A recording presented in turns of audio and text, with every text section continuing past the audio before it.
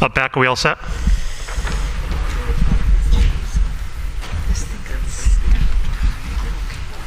One minute, okay.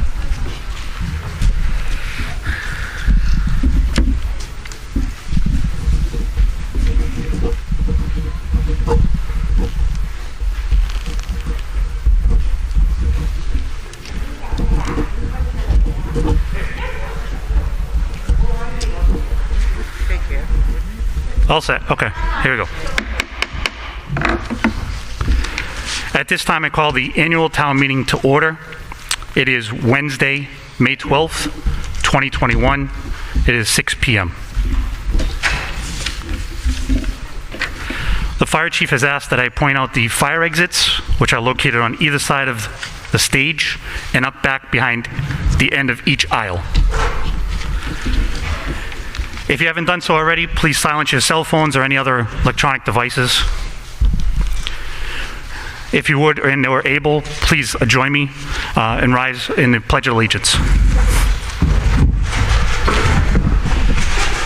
I pledge allegiance to the flag of the United States of America and to the republic for which it stands, one nation, under God, indivisible, with liberty and justice for all.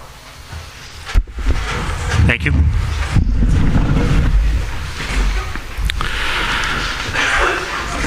The officer's return of this meeting warrant shows that it was properly served and posted.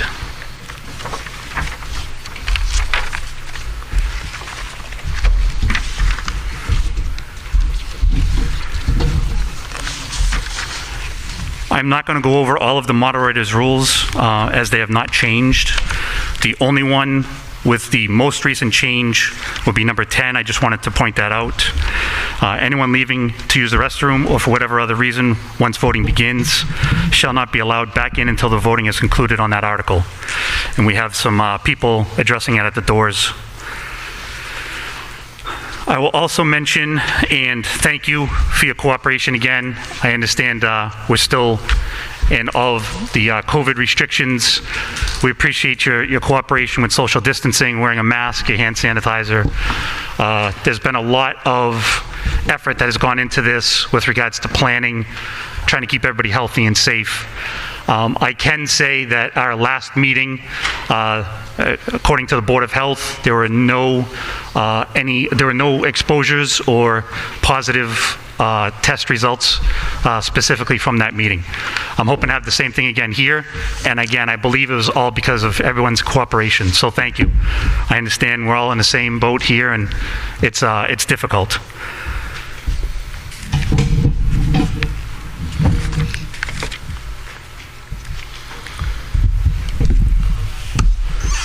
A couple of quick things. We're just trying to go over some stuff prior to calling the first article. Adam?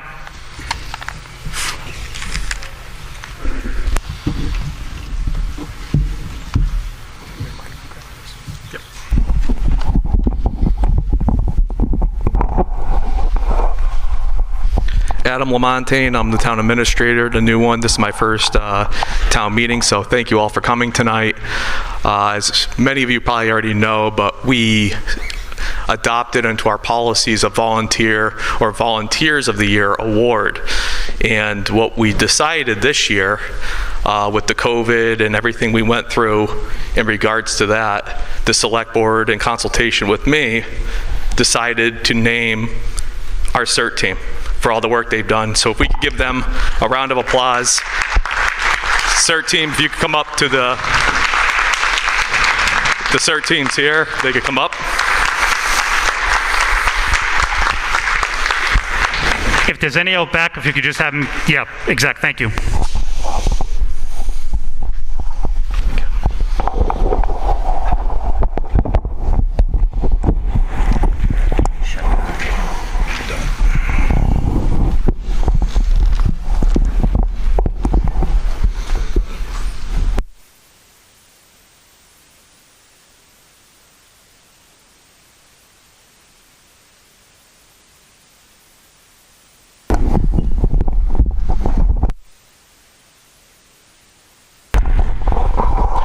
Okay, so what we're going to do is we're going to have Mike Dixon, who's one of the main folks over in the CERT team, have a few words on behalf of the CERT team for all their efforts to ensure safety and everything from the annual town meeting to the elections. Mike, if you want, can. Yeah, thank you. Thank you to the town. It's a great honor.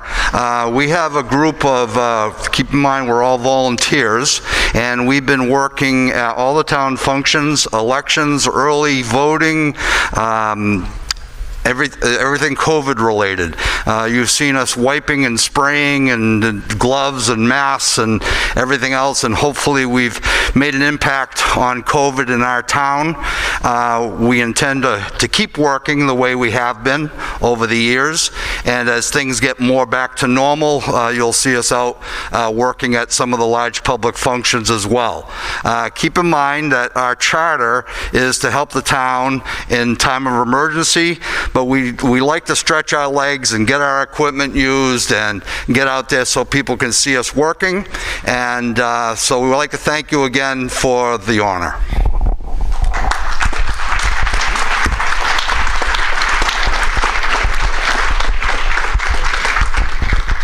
Rich, did you have a few words to add? As He said it all. Mike said it all. So with that, if we could give them a round of applause, the CERT team, the select board, on behalf of the town of Templeton, thank you for all you do, keeping us safe. Thank you.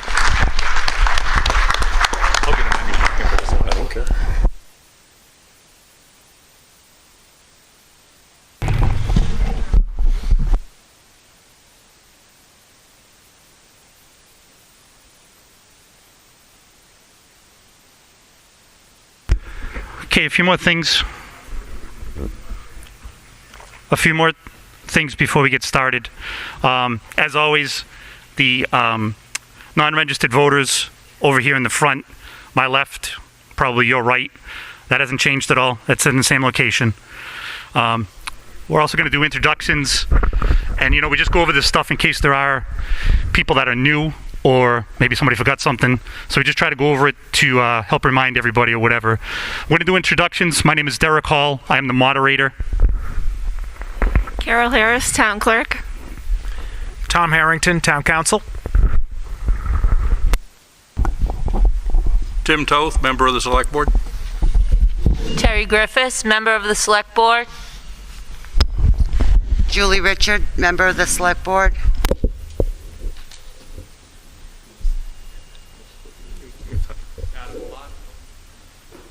Adam Lamontagne, Town Administrator.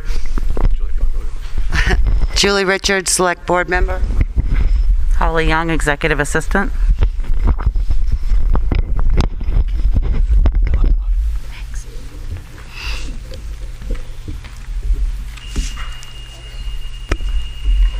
Down in front, please. Yep, that's fine. If you Wilder, Advisory Committee.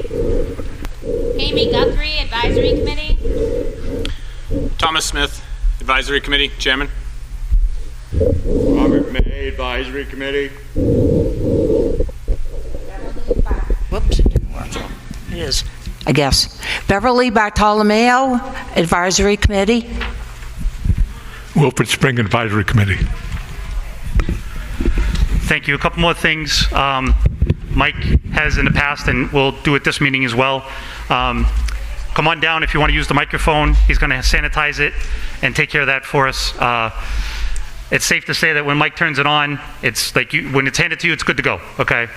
We're going to have a battery issue. I'll tell you that already. We have that at every single meeting. We'll deal with it, okay? If you're able, or I should say if you're not able, please raise your hand, and Mike has advised that he can make it to you if needed, okay? But generally speaking, if you can make your way down to this microphone, that's where you can ask your questions, say whatever you need to say, okay? Same thing with voting. All in favor, we're going to say yes. All opposed is no. All right. A lot of the stuff hasn't changed, but again, I just try to review some of it in case there is somebody new or for whatever reason.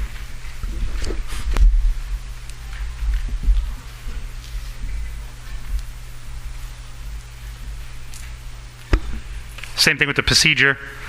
Call for an article. It's got to be second. We'll ask for the advisory committee. We'll open up the floor.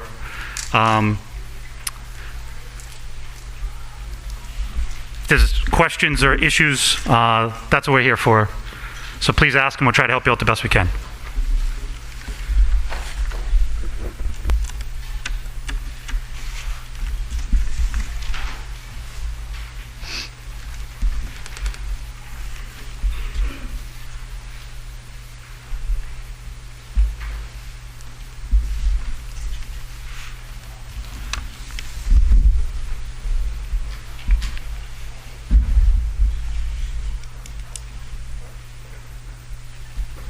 Okay, thank you.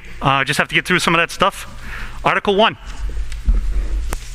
Mr. Moderator, Article 1, I move to appropriate the sum of $105,000 and no cents for supplemental appropriations to the fiscal year 2021 operating budget as follows. Department Select Board, $15,000. Department Snow and Ice, $90,000.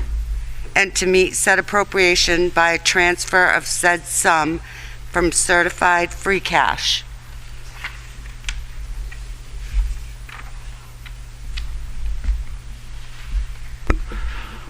Okay, I have a motion. Do we have a second?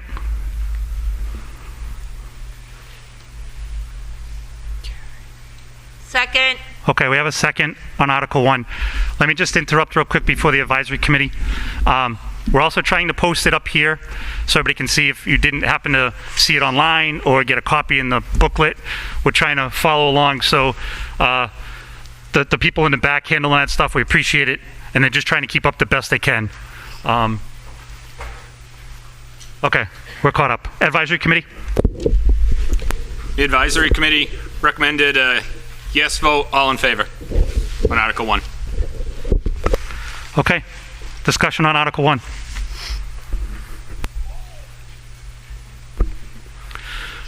No, Mr. May.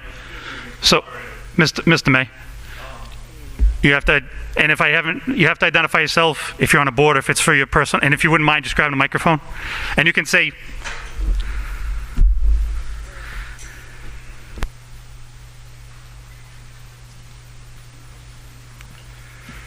Robert May, 137 Shady Lane, Advisory Committee. Yeah, my only concern is we asked this at the meeting, and I'd like an update if I could. Could we get the balance on purchase of services for litigation costs for the number, please? Okay. Could somebody answer his question, or?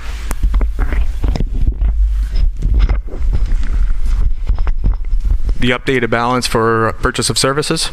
Is that the question, Mr. Moderator? Board for litigation, yes. Currently, we just processed Holly on the litigation, on the legal services. What was the latest on the bills? What we just processed? What was the other amount that we processed? 15. So about 21,000 we just expended with 3 months of bills. This will give us enough to get through the fiscal year. It'll be tight, but it should be able to work. Okay. I believe Mr. Spring was next.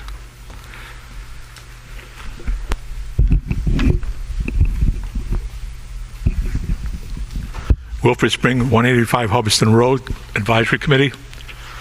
I voted for this particular article, but I had reservations on the fact of the ice and snow. Why do I have reservations on the ice and snow? We have had large amounts of deficit over the number of years. This select board, as well as other select boards, have known about the fact that we should not have that large of a deficit per se, and in fact the DOR has stated that in the past, and also on page 13 of the Town of Templeton Financial Management Review, it's also stated that we should end up, over the course of time, end up increasing the snow and ice. I'll let you judge that when we get to the actual budget as to whether the administration lived up to that as far as in the budget. I don't think they did. But I wanted to take and let you know that we need to take and end up paying that deficit. It shouldn't be that high. We need to take and end up doing something about increasing the amount of snow and ice over a period of time so we don't have that. And as you know, if you look at your books, if we don't end up addressing that now, it goes on what they call a recap. That ends up going to the DOR, the DLS, and that ends up affecting next year's budget. That has to take and end up being taken off of next year's budget. And as you know, we're not looking forward to a lot of good money in the future here. Thank you. Thank you. Further discussion, Article 1. Further discussion, Article 1. All in favor of Article 1 signify by saying yes. Yes. Opposed? No. So that passed at 6:16 p.m.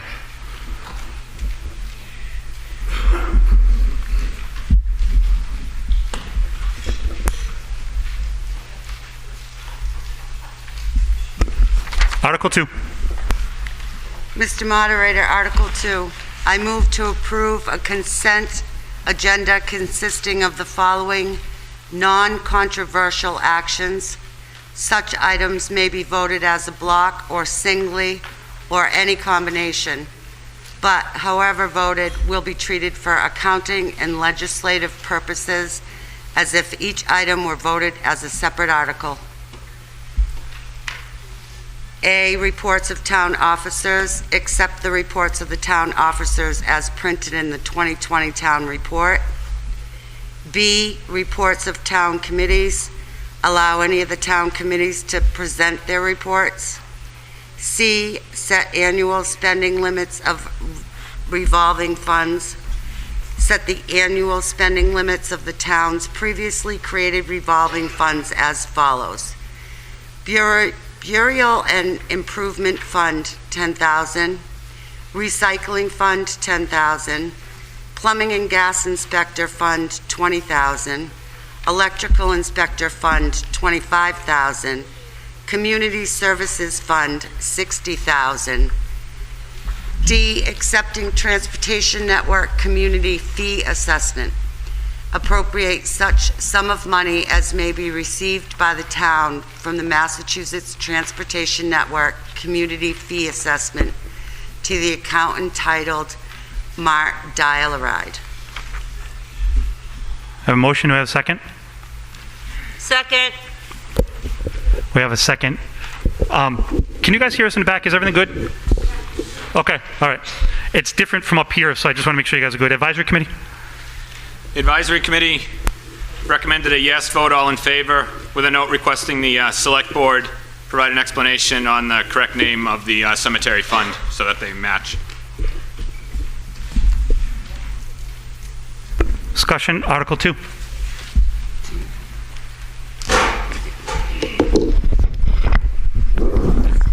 The Burial and Improvement Fund is listed correctly within the warrant. The question arose when it was listed as a cemetery revolving fund on the budget versus actual. I have since instructed the accountant to list it as a burial improvement fund on the budget versus actual, which will put us in compliance with our bylaws. Okay, so that was clarification. You are Adam, and that's the town administrator. That's who you are? You are Adam, the town administrator. Adam Lamontagne, town administrator. Yes. Thank you. Thank you. Go ahead, further discussion.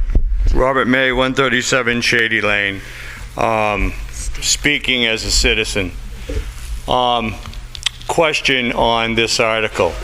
Have all committees in town that expend money submitted a report as required? Thank you. Thank you. Can somebody answer his question?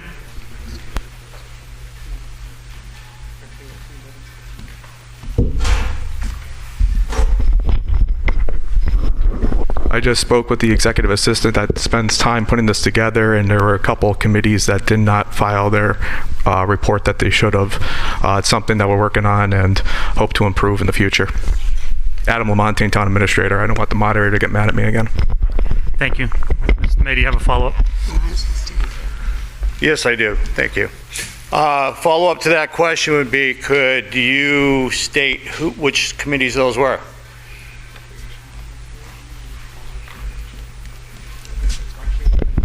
I got it. That would be the Recreation and Scholarship. Thank you. You're welcome. Julie, just identify yourself, please. Julie Richards, Select Thank Board you. Member. Because it was from the town administrator, so I just didn't want to confuse it. Further discussion, Article 2? Further discussion, Article 2. All in favor of Article 2 signify by saying yes. Yes. Opposed? That passed at 6:20 PM.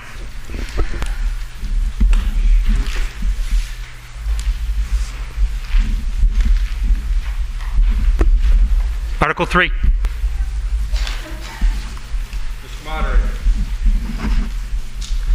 I move to appropriate the sum of $1,304,100 and no cents to operate the sewer department for fiscal year 2022 to meet said appropriation by transfer of $4,100 and no cents from the certified retained earnings of the sewer fund and the balance from the receipts of revenues to be collected on behalf of the sewer department for said fiscal year. Thank you. Do we have a second? Second. Advisory Committee. Advisory Committee, we're all in favor of a yes vote on Article 3. Discussion on Article 3. Further discussion, Article 3. All in favor of Article 3 signify by saying yes. Yes. Opposed? Okay, that's unanimously passed at 6:21 p.m.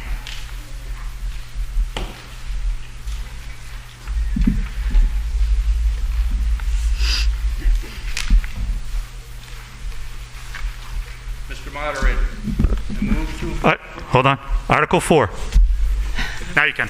I move to appropriate the sum of $50,000 and no cents toward a program of capital purchases, improvements, and special articles as generally illustrated below. Plant transformer, $30,000. Recirc water system, $20,000 to meet said appropriation by a transfer of said sum from the certified retained earnings of the sewer fund. Thank you. Do we have a second? Second. Advisory Committee. Advisory Committee, who's all in favor of a yes vote on Article 4. Discussion on Article 4.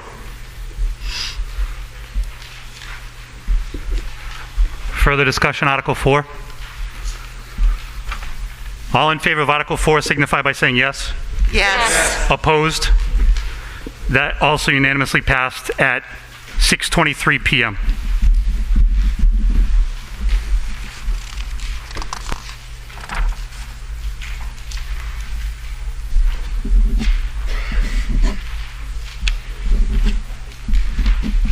Article 5. Mr. Moderator, I move to approve the sum of $222,500 and no cents to operate the cable department for fiscal year 2022 and to meet said appropriation by a transfer of $97,500 and no cents from the certified return earnings of the cable fund and the balance from the receipts and revenues to be collected on behalf of the cable department for said fiscal year. Do we have a second? Second. Advisory Committee. The Advisory Committee is all in favor of a yes vote on Article 5. Discussion on Article 5. Further discussion, Article 5. All in favor of Article 5 signify by saying yes. Yes. Opposed? Unanimously passed at 6:24 p.m.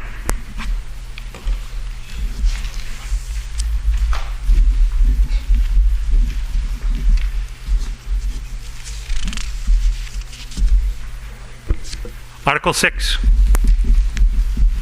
Mr. Moderator, I move to appropriate the sum of $125,000 and no cents to make deposits into its operations, OPEX, and CapEx stabilization accounts, and the OPEB reserve accounts as follows.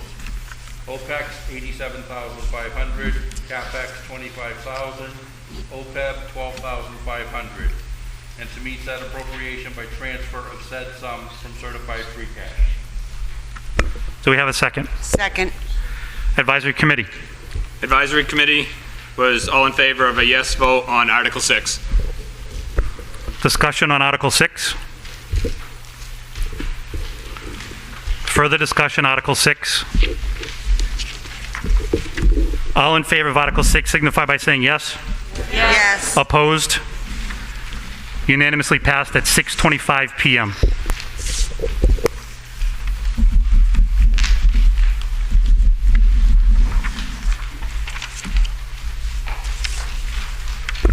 Article 7. Mr. Moderator, I move to appropriate the sum of $415,000 and no cents to the several accounts of the Community Preservation Committee as recommended by the Community Preservation Committee as follows. Administrative account, $20,750, 5%. Historic Resources Reserve, $41,500, 10%. Community Housing Reserve, $41,500, 10%. Open Space and Recreation Reserve, $41,500, 10%. General Reserve, $269,750, 65%. Total, $415,000, 100%. And to meet said appropriation by a transfer from the Community Preservation annual revenues, which include the amount to be collected as a surcharge on real property and the October 2021 state match for CPC permissible expenses. Thank you. Do we have a second? 2022. We have a second. Advisory Committee. The Advisory Committee was all in favor of a yes vote on Article 7. Discussion on Article 7. Mr. Moderator, could we clarify if that's 2021 or 2022? It's 2020. Because in the book it has, in our books it has 2022. Sure, Terry, if you could just identify yourself. Oh, sorry, Terry Griffith, Select Board, and in the books it's 2022, but on the sheet it's 2021. 2021 is the correct date. Thank you. Good catch. Okay, we're satisfied with that? Yes, sir. Mr. Moderator, Robert May, 137 Shady Lane, speaking as a citizen. Question, is our CPC set up legally under Chapter 44B?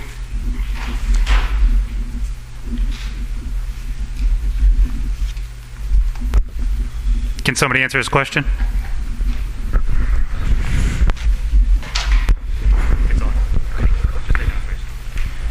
Mr. Moderator, Tom Harrington, Town Council. In response to that question, my answer is yes. Through you to the previous speaker, if there's additional information he'd like me to consider, I'm happy to do so. But as I stand here today, to the best of my knowledge, yes, it's properly set up. Follow up? Thank you. Mr. Moderator, follow up to that. Yes, a little bit more specificity. If I'm not mistaken, 44B states that the structure of the CPC shall include a Parks Commissioner. It doesn't say might, it doesn't say may, it says shall. And if I'm not incorrect, Templeton does not have a Parks Commissioner because we've never accepted Chapter 45, Section 2, or any other section of Chapter 45, I believe. So again, I asked the same question. Is your question about the Mass General Law or? My question is about the legality of our CPC being set up structurally incorrect according to Mass General laws, because we do not have a required member.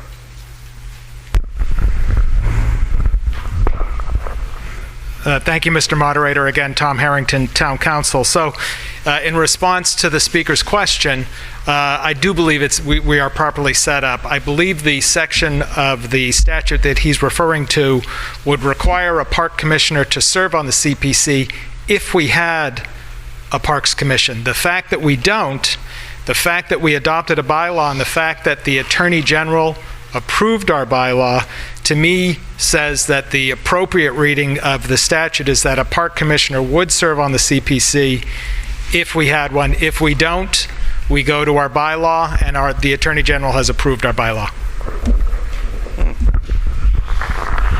Okay, thank you. Further discussion, Article 7.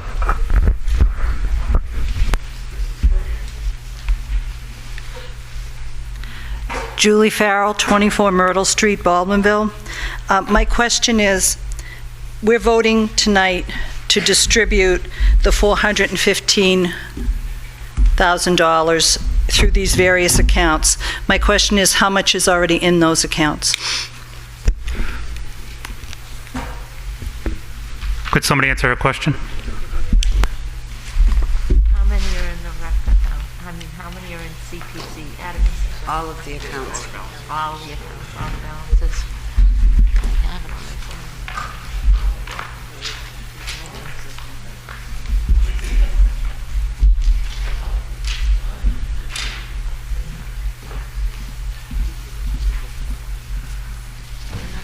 Mr. Moderator? Kelly is looking. Can you answer how much is in those accounts? I believe so. Do you have an answer? Kelly's looking it up. You're looking it up. The accountant is looking it up. Okay. Yeah. All right. Okay. Okay.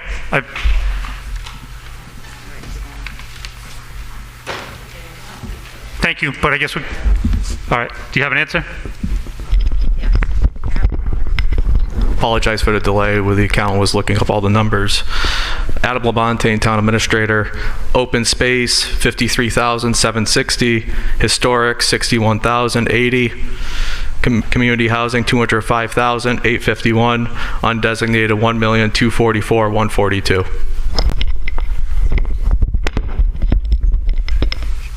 That answer your question?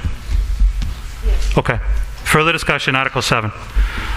I appreciate your effort. Thank you. Further discussion, Article 7. All in favor of Article 7 signify by saying yes. Yes. Opposed? It passed unanimously at 6:32 p.m.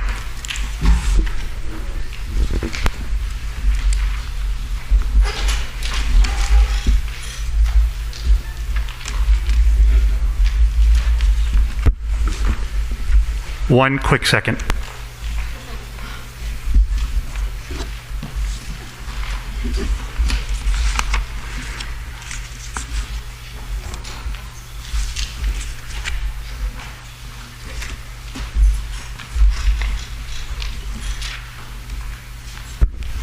Article 8.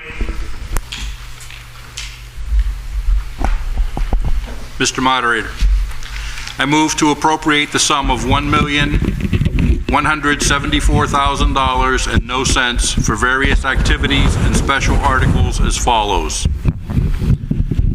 CCMPZ School, $1,174,000, purpose affordable housing. CPA Fund Source, $205,000, community housing, $969,000, undesignated. The commitment to the MPZ development of affordable housing subject to grant agreement between the CPC and the developer. Thank you. Do we have a second? Second. Have a second. Advisory Committee? Advisory Committee on Article 8 was all in favor of a yes vote. Discussion on Article 8.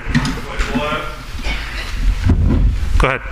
Mr. Moderator, it is my contention that Article 8 is of doubtful legality, as noted in Town Meeting Times, Section 25, 3rd edition with amendments 2001. In particular, I contend the Community Preservation Committee did so violate Article 3, Section 9 and 10 duties. The portion of the bylaw I contend they violated is below Section 9, 10A and B. It says, as of its study, the CPC shall hold one or more public informational hearings on the needs, possibilities, and resources of the town regarding community preservation possibilities and resources, notice of which shall be posted publicly and published in each of the 2 weeks preceding the hearing in the newspaper of general circulation of the town. Now, I've looked personally on this, and I couldn't find a hearing posted the entire year of any kind. Okay, Mr. May, so this is a point of order, right? Yes. Okay, so you're asking if there was a meeting that was posted? Can somebody answer that question to begin with? Is that what you're saying? There was no meeting that was posted? I'm saying they didn't have the hearing and they didn't post it in the paper. Okay. Can you give somebody opportunity to reply back to that or not? Sure. Okay. Does somebody want to answer to that?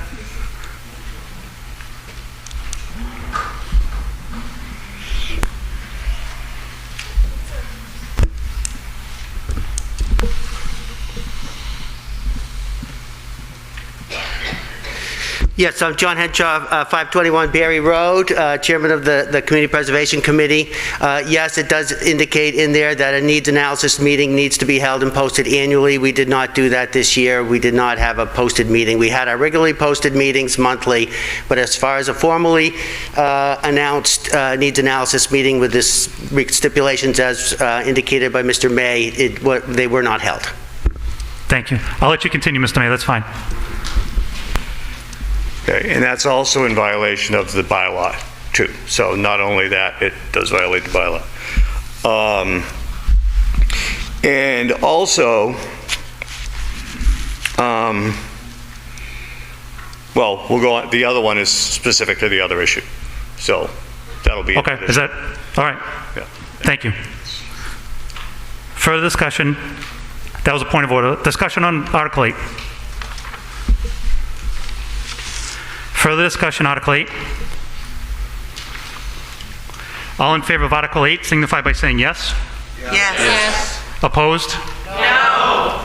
That passed at 6:37 p.m. Mr. Moderator. I can see it. Thank you. So, for those of you that are not familiar, if 7 or more people stand, we were going to have a hand count on this. I got the 7 people, that's fine. You guys can sit down, that's fine. No problem, no problem. That's why they're standing, in case you guys don't understand that.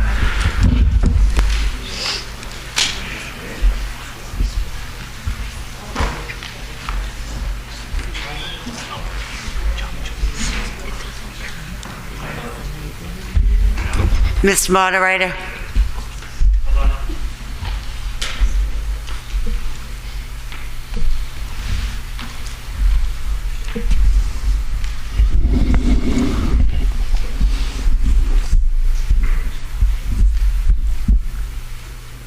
Do you have a point of order? Yes, could we ask for a legal opinion on that? A legal opinion on a hand count? No, more than 7 people stood up, we're going to have a hand count. The what? We don't need a legal... On the question itself, not on the hand count. On the question itself? On the point of order, okay. The question raised, yes. Okay. So we'll have legal counsel have their input, and you are Julie... Julie Richard, Board of Selectmen. Thank you.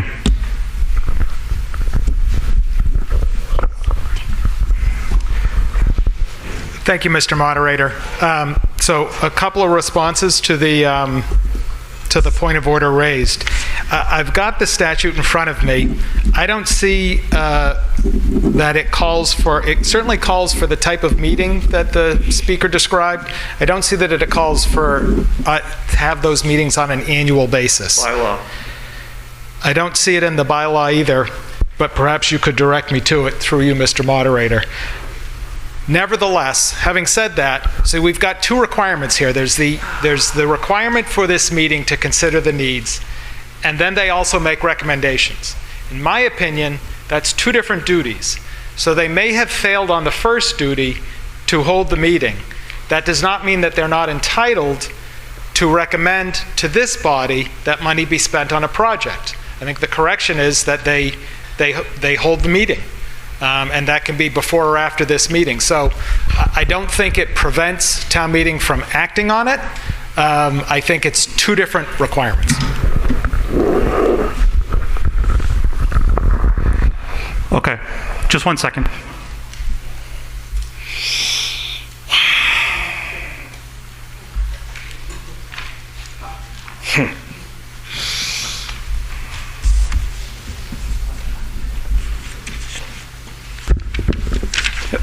Further discussion? Go ahead, sir. Yeah, Mr. Moderator, could we get some clarification on exactly who the town attorney works for? Doesn't he work for the majority of the Board of Selectmen? Not the taxpayer? Yeah, he represents the town. You want to know his company? No, I'm just letting the people back of me know that he doesn't represent them, that he represents them. He represents, That's all. he represents the best interest of the town. Board of Selectmen, majority of. Okay, Thank you. thank you. Further discussion? Yep. Liz Toth, 141 Gray Road. Could I get a clarification from the town attorney as to whether or not the town, that the floor should be voting on something that has not been legally handled in a correct legal manner? You certainly can. Let me just say a couple of quick cents here. At the end of the day, all these articles go to the Attorney General. The Attorney General finds it appropriate or not. That's when they're passed or not passed. We vote here, but legal counsel doesn't have the ultimate say. He can certainly answer your question, but it's common knowledge that all of these go to the Attorney General for proper approval. Thank you again, Mr. Moderator. So, in response to the speaker's question, in my opinion, I thought the question before town meeting was illegal, or that you couldn't take the action being asked of you, it's my duty to inform you of such. So I would tell you that whatever vote on this article would be ineffective. In my opinion, and we're looking now at Article 8, I understand that a hearing to study the needs was not held by the Community Preservation Committee. That does not mean that the vote before you under Article 8 isn't a legal and valid vote. It's two different requirements. So they did consider this project. They're recommending this project to town meeting. That's all they can do is recommend the project. It's now town meeting's right to approve that recommendation or reject that recommendation.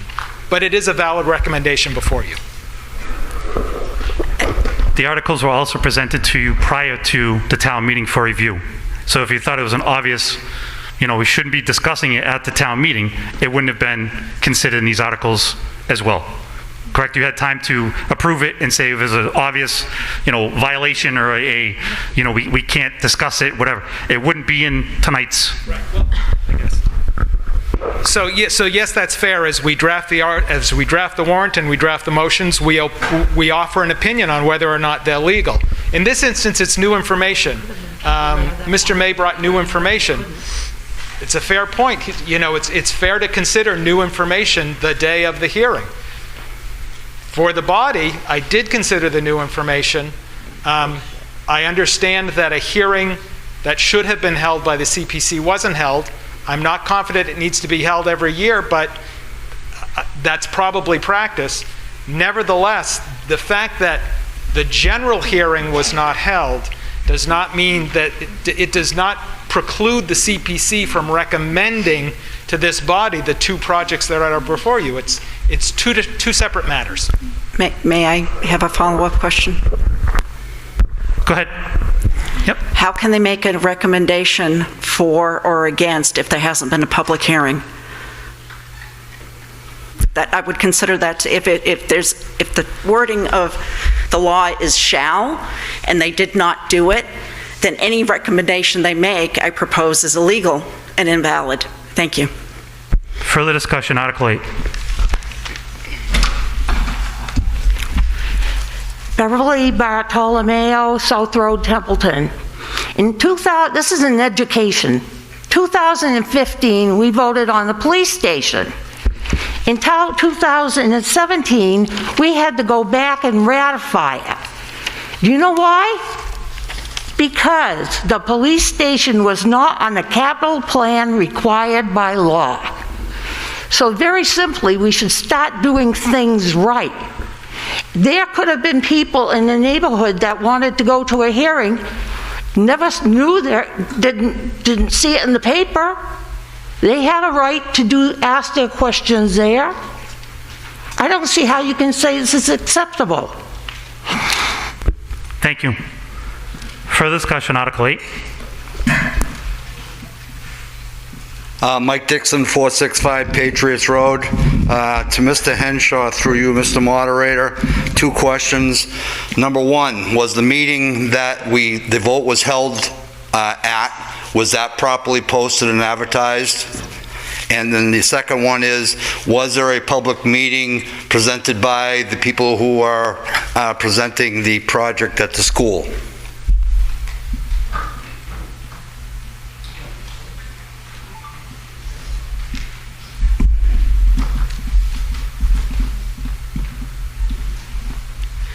John Henshaw, 521 Berry Road, Templeton.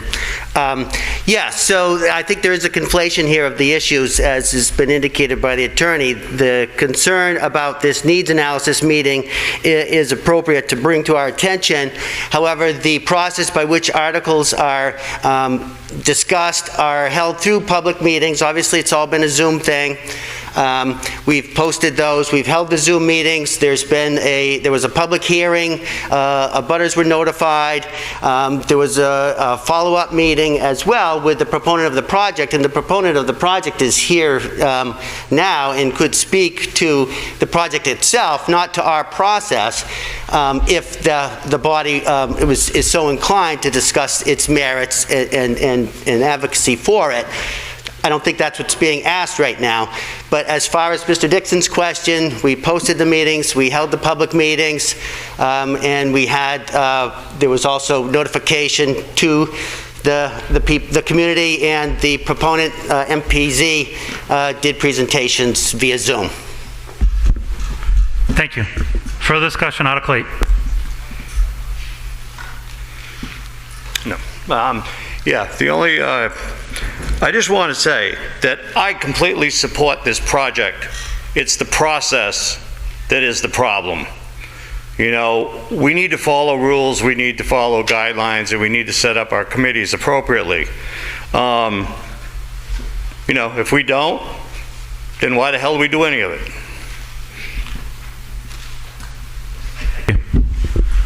Further discussion, Article 8. Mr. Dixon, can you help him, please? Oh, sure. Thank you.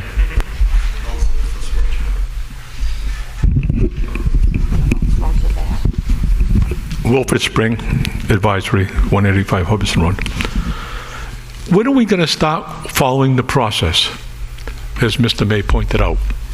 All of us voted for this. We'd like to say and see it, but it's the process. The process gives the townspeople the opportunity for input. That didn't happen. Regardless of having just a Zoom meeting, you didn't have a public hearing on this. It wasn't duly done. It should not end up being it's an issue that we seem to have in the town of Templeton, that we don't know how to follow processes. We just do what we want. And this has got to stop. So you can vote on your conscience if we did it right or not. Thank you. Thank you. Further discussion? Article 8. Mr. Moderator, Mike Dixon, 465 Patriots Road. I guess what I'm doing is challenging the idea that the meeting was not posted correctly, since it was, and that there was not a public meeting, because there was, and the abutters were notified. So I don't understand what we're looking for, and the way we're functioning right now with COVID, everything is being done on Zoom. Unfortunately, we can't get together in a school cafeteria or in the auditorium and have a public meeting here. So the entire town is operating by Zoom. So I don't understand where these questions are coming from. They've already been answered. Thank you. Further discussion, Article 8. Debbie Wilder, 19 Victoria Lane. If this is not passed tonight, will it set back the timeline for the project itself? A little bit louder, I'm sorry. If this is not what? If this article does not pass tonight, because I understand there's, people have issues with the process, but will it set back the timeline of the actual project? I cannot answer that, but I believe, yep, sure.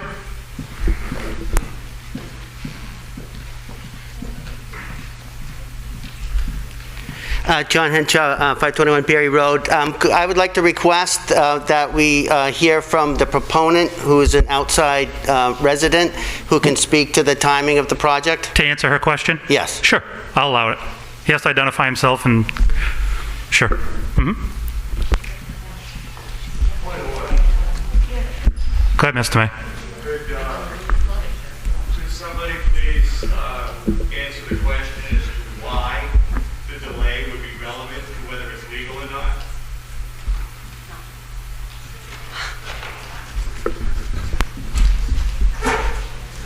Okay, so here's what's happened, okay?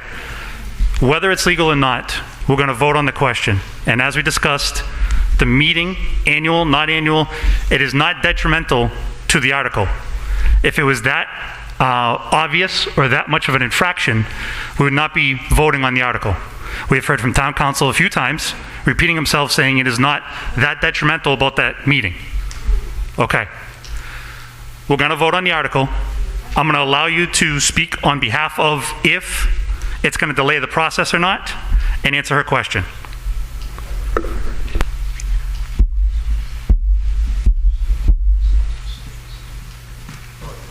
It's okay. My name is Matt Zoller. I'm principal of MPZ Development, and I'm out of Milton, Massachusetts. You're welcome. Thank you, Mr. Moderator. Thank you, everybody, for your hearing me. Yes, the answer to your question is yes. If these resources are not allocated, it will significantly delay the project and potentially make it not feasible. All of these things come on specific timelines. So we're counting on these resources in order to get the balance of the funding, and the commitment from the town is the first key step in the process. Thank you. Thank you. Further discussion, Article 8. Liz Toth, 141 Gray Road. I just want a clarification. I thought at the beginning of this conversation that Mr. Henshaw said that all the appropriate meetings had not taken place, and just a moment ago I heard him say they had. So I would just like a clarification as to which is it. Did all of the appropriate meetings take place with the appropriate publication, yes or no? Thank you. Mr. Henshaw had said that. Mr. Dixon was the one on the microphone saying that everything had happened. They're two different people. I'm sorry, I realize that, but I thought Mr. Henshaw then backed up what he said. So you're going to have to... You can answer, yep. John Henshaw. So the meeting that Mr. May refers to is a needs analysis meeting, which is a general meeting of the townspeople to express what are the general needs of the town in terms of the activities that are allowed to be funded through community preservation, the recreation, the historic preservation, the community housing, and open space. That is separate from the discussion on the articles that are presented to town meeting, which follows the standard publicly posted meetings to have a quorum of members present for a discussion on projects and a subsequent voting of the projects to be put forward to the annual town meeting. After that, it gets put on the, and when the CPC voted to go forward, the proponent continued the process by doing the public outreach to the community to let them know about this. As he indicated, this is a long process. This is the first step to get the local involvement. So we hold our regular meetings, we post them through the website, and that is the process by which town meeting articles are put forward and have been since we started doing this. So that's different from the needs meeting. Thank you. Further discussion, Article 8. Yes. Julie, you're next. Adam Lamontagne, 17 Cherry Street. I'm speaking, well, as a resident here in the community. Mr. May knows I'm all about process. Yep, it wasn't posted. There was an informational meeting held. But I don't want us to lose sight of the fact that there's $20 million of investment in this community on the line. Mr. May knows this, we talk, and this is a huge project. And if we do not vote for this, it will set us back. I just want to say that the process, he brings a valid point. Got to give him for that. But there's $20 million on the line, and I think if they held their public hearing after the fact, that should be suitable in my regard as a resident speaking. But I just wanted to add that to the concerns here as a resident. Thank you. Thank you. Mr. May, you're not next, sir. Oh. Yep. Thank you. You can be right after.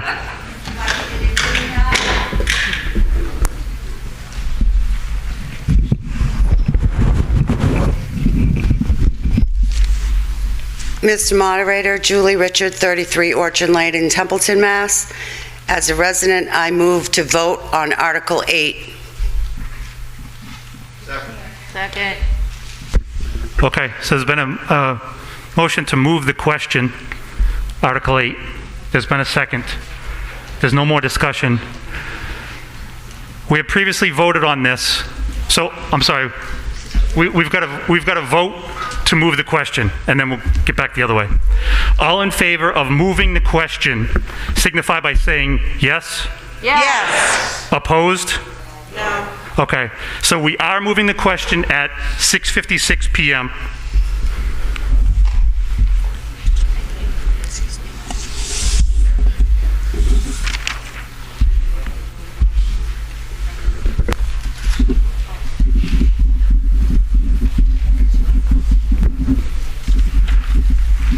Okay, now we're going to vote on Article 8, but this is going to be a hand count, okay?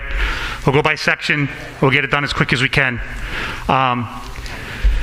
What I'm simply going to ask is that you raise your hand and keep it raised until you're acknowledged, tell you to put it back down, or if you counted, okay? It's a pretty simple process.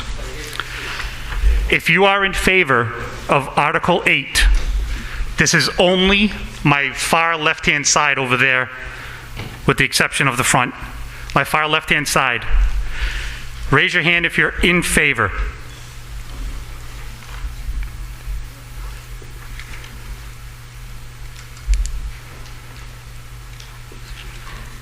Thank you. My center section right here. Center is the center. In favor of Article 8, raise your hand.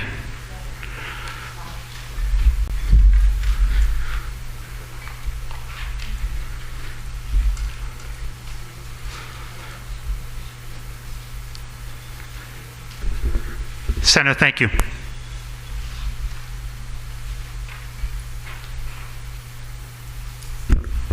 My far left-hand side over here, just this section, if you're in favor, please raise your hand. Keep it raised.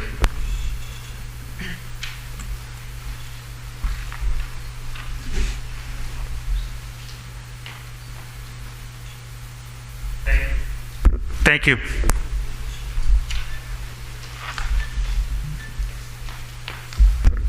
Advisory committee, right here, not the stage, advisory committee. If you're in favor of it, raise your hand, please.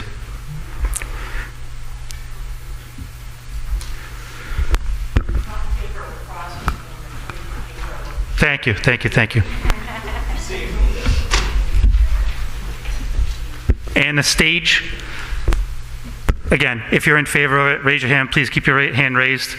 Okay, thank you.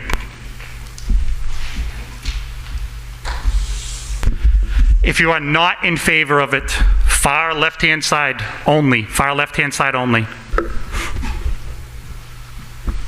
Thank you. my center area right here, not including the advisory committee, center only, please, if you're not in favor of it.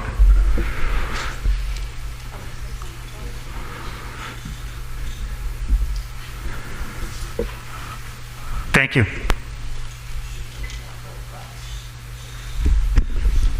My right-hand side, if you're not in favor of it, raise your hand, please keep your hand raised.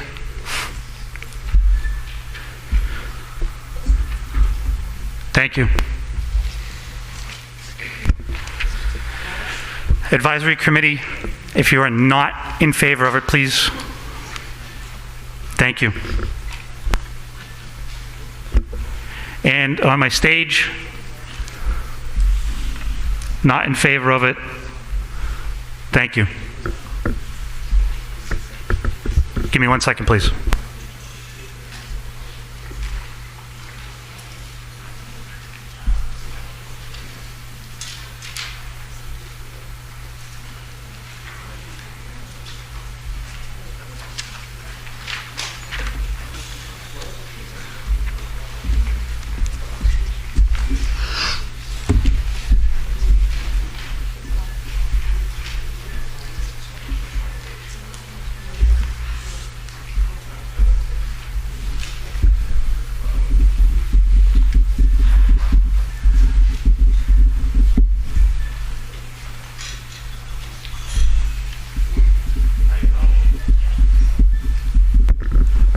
Okay, for a total of 47 yes and 19 no, Article 8 passes at 7:01 p.m.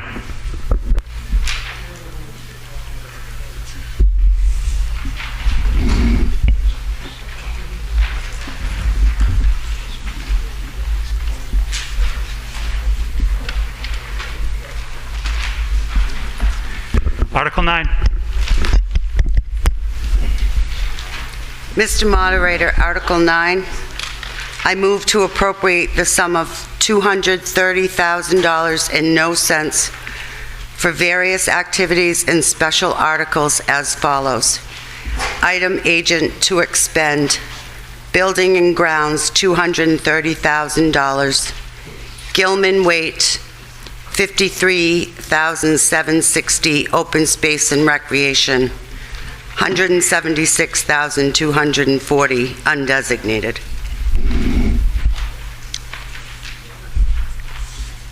Thank you. Do we have a second? Second. Advisory committee. On Article 9, the advisory committee voted 6-1 to recommend a no vote. Thank you. Discussion on Article 9?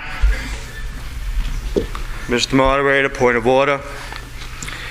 It is my contention that Article 9 is of doubtful legality, as noted for the same reasons as I mentioned on the earlier article. Plus, on July 9th, the meeting was listed as discussion of Gilman Waite project. That was the first meeting in which the Cemetery and Parks Commissioner, who is not a real person, according to our rules, because we don't have a Parks Commissioner. So, let's just say, and on September 10th, the meeting was listed as potential project, to the best of my knowledge, because there's just like 3 vague statements there. So there's the question that I'm sure we're going to get, is if the meetings were posted legally.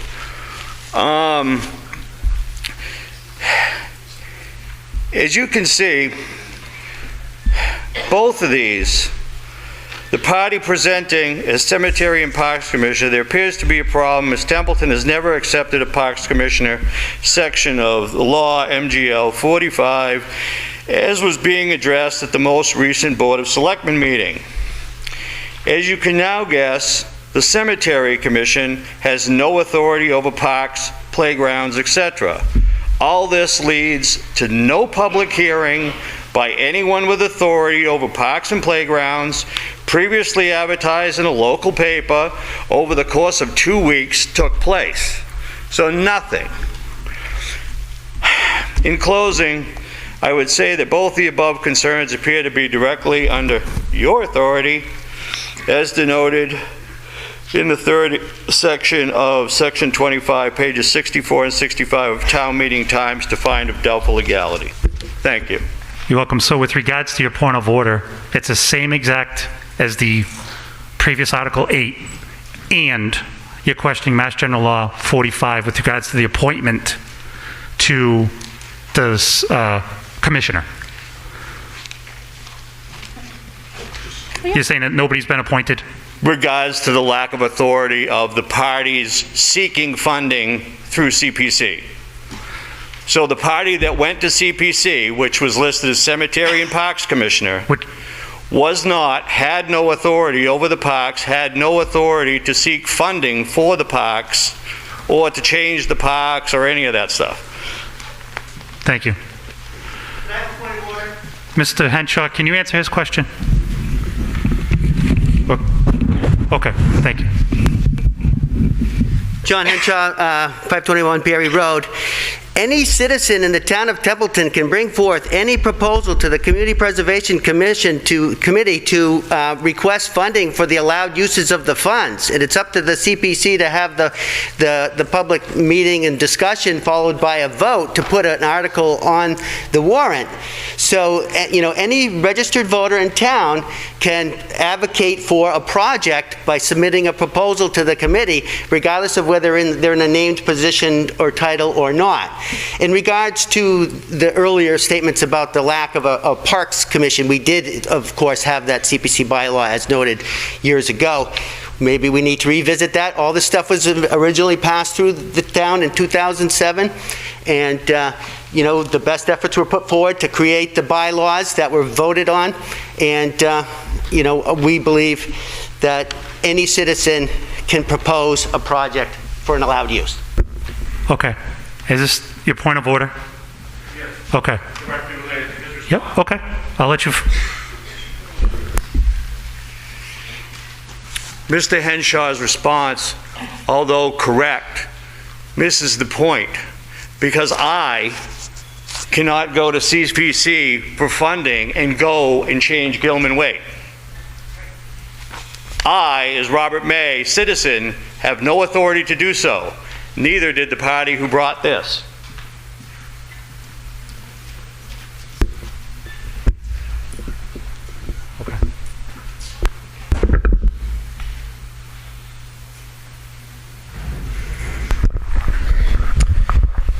Thank you, Mr. Moderator. Tom Harrington, Town Council. So, in response to the questions being raised, I agree with the chair of the CPC that any registered voter can go and seek funding for a project. And so in this instance, the project is the project before you at Gilman Way.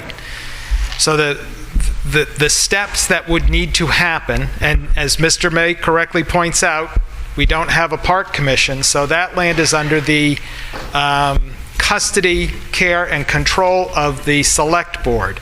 So this body is entitled to vote on this motion. A recommendation has been made to you. You can vote yes, you can vote no. If you vote yes, the project cannot proceed until the select board also votes in the affirmative, since it's their land, to proceed with the project. But again, they don't need to vote before this comes to you. You can fund this project, it's just the funding wouldn't be activated until the select board takes a vote on the matter. Thank you. Further discussion, Article 9. Liz Toth, 141 Gray Road. My question to the town council is that Gilman Waite was actually given to the children in the school of, within the high school? Templeton High School. So under that, the select board does not get to make that decision. It is under this whole thing is completely invalid because it's not the select board that's responsible for Gilman Waite. It is actually a school because that's what the deed says.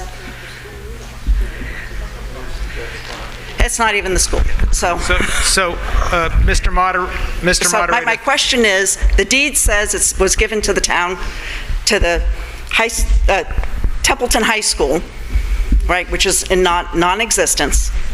The appropriate meetings did not take place. The appropriate person does not exist because the title doesn't exist, and the select board doesn't have responsibility for it. So the whole question is invalid. Mr. Moderator, through you to the previous speaker again, Tom Harrington, Town Council. So it's my understanding that the land now resides under the care, custody, and control of the selectmen. If there is another body that holds it, if Templeton High School and this board transferred that land to another body, then that body would need to vote on it. It's my understanding, however, that it does reside with the selectmen. The remainder of your questions, we just disagree. The process before the CPC was valid. This motion before this body is valid. You can vote on it yes, you can vote on it no, but I don't think it's out of order. If I may have a follow-up question. You can, sure, go ahead. All right, how can the process of the CPA, of the board, be valid if the position does not exist? That is the question. If it doesn't exist, it's an imaginary person. Anybody can walk in saying, hey, I want, and it doesn't exist. So the request is invalid. And for a board to have approved it was a huge mistake. And I'd like to know how an imaginary position can request the money.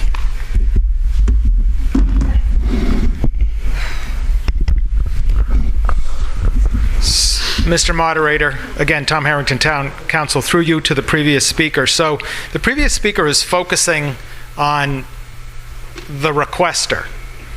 So I think the focus is not on the requester, that the request was made and the CPC accepted the request.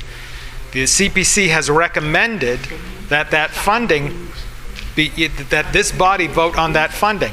That funding won't be spent until the entity that has the care, custody, and control of the land votes to spend it. So there is another gating procedure. So it's not as if anyone can request it. The controller of the land, the owner of the land, still has to approve it, and that hasn't happened yet. It doesn't have to happen before this vote, but it has to happen before the town spends the money.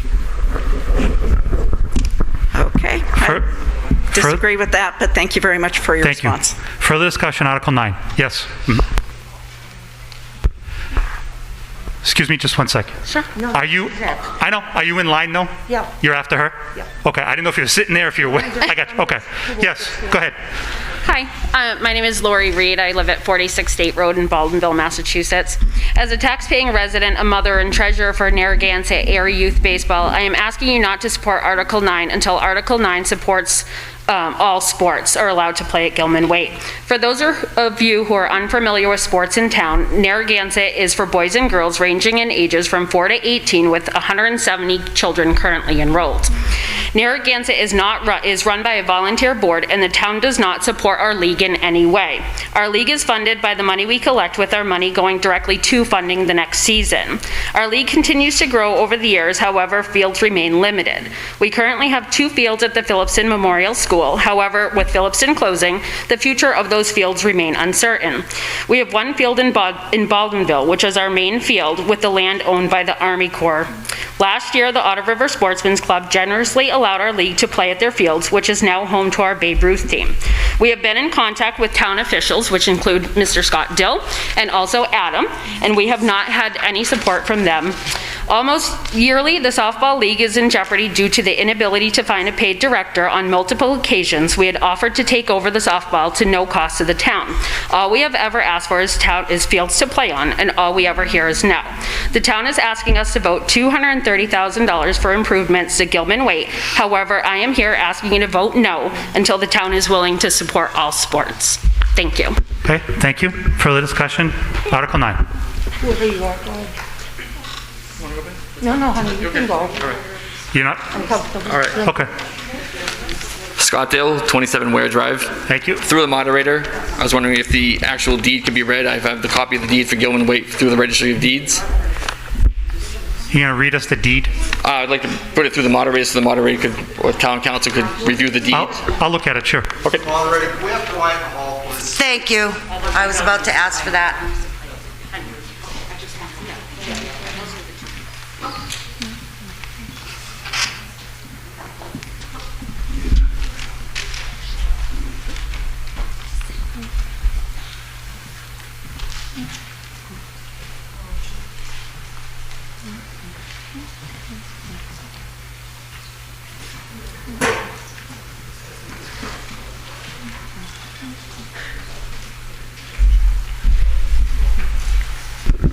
Where do you go? Yep. So Scott, we appreciate the work you've done. I believe this to be a true document or whatever. I'm not doubting any of that. But again, as town council has explained, if you vote yes, it still has to be a second process no matter what. It's not done here. So that's what, at the end of the day, just like every other article, it's yes and no. That's why we're here. But thank you for the information.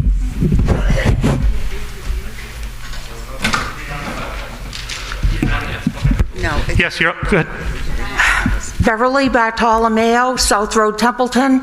I've kind of been following this whole process, and I do believe that this should not be on town meeting on a warrant because there are too many issues that have to be resolved.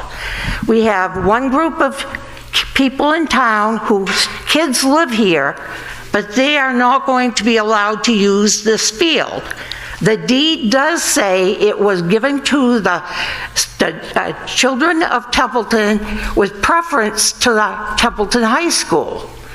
So in my way of looking at it, however this field is taken care of, it should be allowed.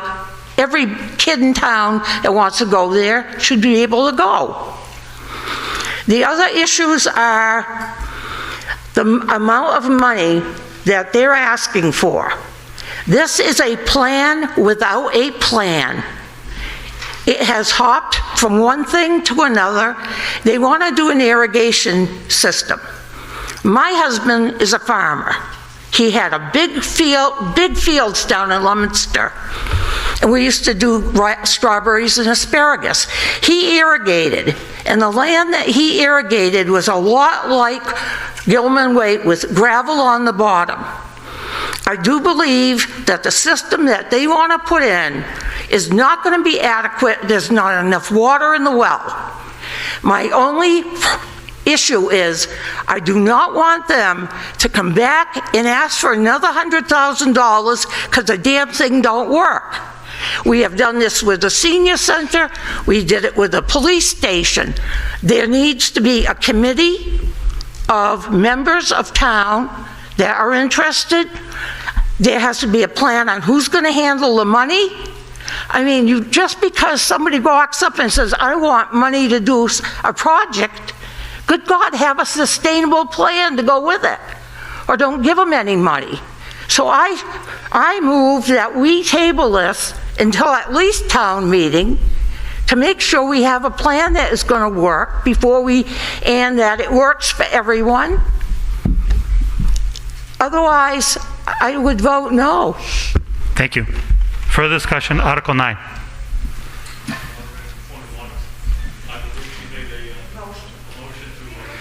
She can't get up and do discussion and then make the motion, and just like moving the question, you can't do that. Further discussion, Article 9.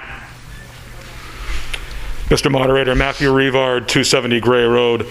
I would like to thank Mrs.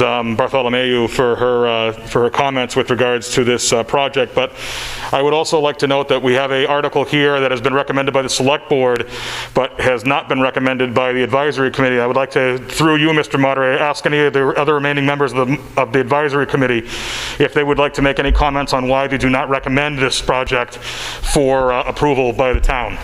I'll address that question to the chair if he chooses to allow his board, or if somebody wants to speak, but ultimately it's going to go to the chairman. No, absolutely. If someone feels they want to defend their opinion, they certainly have that right. Okay. Thank you, Mr. Moderator. Wilfred Spring, 185 Hubbardston Road, Advisory Committee.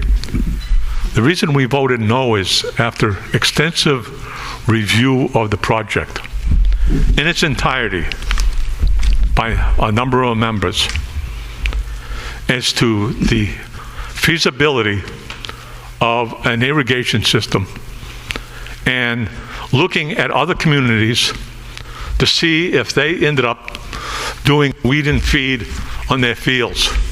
We couldn't find any others. Of course, we found Fenway Park. We found Woo Park, Woo Sox, but we didn't find any other community that ended up doing this type of project. There might be some, but we looked at quite a few. And looking at the actual irrigation system, as Mrs. Bartholomew indicated, there's 39 zones with 4 heads. And it's coming off of a well of 26 gallons a minute. And everybody I talked to, as far as the feasibility of getting enough water that they can end up doing that, it's just, they say no. It's not a good plan. So that's why we ended up voting. We looked at a lot of stuff as far as this particular article before we ended up voting on it. As you saw, it was 6-1. Thank you. Further discussion, Article 9.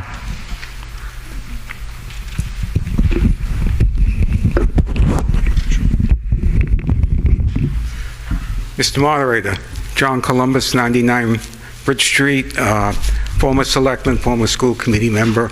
A couple of points I wanted to make about this discussion. One being generally in small towns, the position of Parks Commissioner. If a position of that nature doesn't exist, the powers are given to the Board of Selectmen. And then secondly, as far as the Gilman Way deed going to Templeton High School, Templeton High School no longer exists. The Narragansett Regional School District is a separate legal entity, so therefore, again, the power to do whatever on that land reverts to the Board of Selectmen. Thank you. Further discussion, Article 9. Scott, you're next. Go ahead. Scott Dill, 27 Ware Drive. Just to circle back on the citizens' concern about the youth being able to use the fields. Last year, in the midst of COVID, teams, Narragansett Youth Baseball, which was mentioned, was using the fields.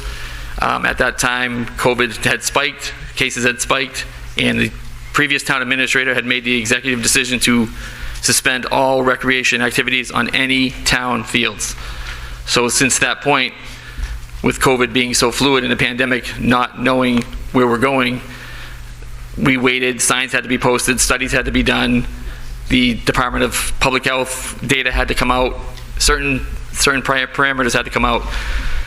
As of this year, we are slowly opening the fields. As of today, Gilman Way in any town park is open with COVID guidelines in place under the Mass Department of Health. So the question that was asked is, don't vote on this question because the fields are open. There is scheduling that is processed through the Recreation Committee, which has always gone that way for obvious reasons, so you don't have 10,000 people in one spot trying to use one field. That's the obvious. So, there is a process. Emails have been responded to now with Narragansett Youth Baseball, and we are in talks with them now to get those kids back on the fields as they were during the outbreak of COVID. Thank you. Thank you. Further discussion? Go ahead, Article 9. The only other, Beverly Bartholomew, South Road. The only other thing as far as sustainability goes, if we did do a weed and feed and irrigation, I have no clue who would take care of this thing, because number one, we don't take care of anything. And another thing is, if we lay people off again in the next couple of years, where are we going to get men to take care of that? And the grounds crew, we don't have, like Will said. So our Bob, who is our highway and buildings and grounds, he can go along with anything because it's not his dime. We are the ones that are going to have to pay, maybe if he has to pick up a couple extra guys to do the extra work. So sustainability, a good plan. Show me a good plan, show me something that's sustainable, and I would gladly vote for this. Thank you. Mr. Davin, I'll allow you to speak, but I would appreciate somebody recognizing you to speak on behalf of, I'm guessing, the water department. If that can help answer her question with regards to the plan, I'm guessing you're going to speak on water supply. Mr. Dill, if you just ask me if you could. Mr. Moderator, Scott Dill, 27 Ware Drive. I ask your permission for Mr. Ron Davin to speak on behalf of the water issue at Gilman Waite. Yep, absolutely. I think it's appropriate. I'm Ron Davin, the water superintendent for the town of Templeton. And I'm here to let you know that the irrigation system that they're proposing is better than what you have now. Right now, they have 2 men, a tractor, and it's called a water cannon that's hooked up to the well. They pull it up and down the field and they let it go. They're actually dumping more water on the ground right now that you're paying for right now. This irrigation system they're putting in will use less water and less power. It will also be coming on in the middle of the night when you should water. Right now they do it during the day where you're losing water before it even hits the ground. The discussion is here, not there. Yep. It's an automated system that comes on its own. And as far as bathrooms, they definitely need bathrooms. Right now, the people that go there are using porta potties. They've used porta potties since 2009, and they got a brand new building there. Thank you, Ron. This is a good thing for the town. She is next. You have a point of order? You good? Okay. She is next. Further discussion, Article 9. Yes. Gail Noel, 87 Winchester Street, Baldwinville.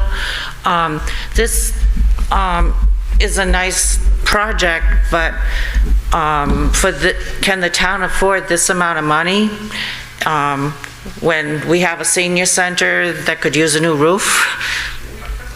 And I'd like to move the question. Okay. Unfortunately, you can't do that at the same time. I already explained that. Next, further discussion, Article 9.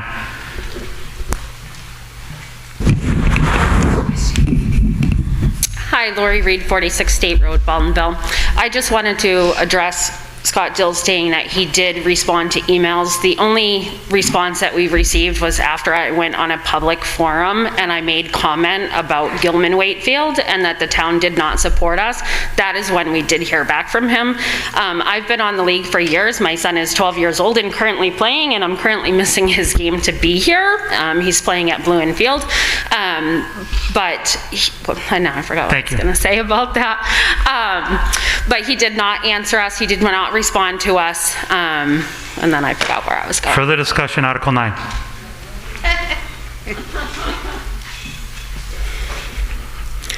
Liz Toth, 141 Gray Road. My question is to the Select Board.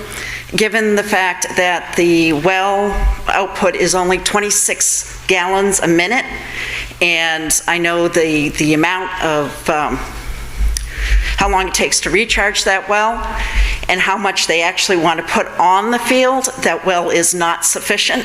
So I'd like to know how the Select Board is going to resolve that with the $230,000. I'll give it a shot. Terry Griffith, Select Board.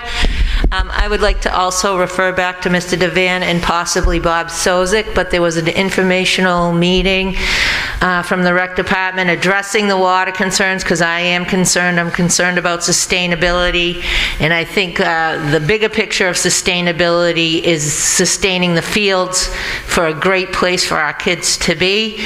I was under the impression, and to my knowledge, that there are new smart sprinkler systems, and that's the type we're going to get, that do not need constant maintenance and can hook up to your cell phone and send alerts, and that they're on timers.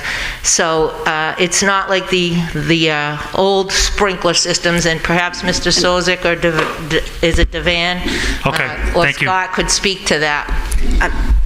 Ron, I'll let you answer her question with regards to the 26. It's 26 gallons per minute. More than that is needed on the field at any given point in time, and to get across the entire field, it's multiple days. Ron, if you could just answer her question, sure. Come on over.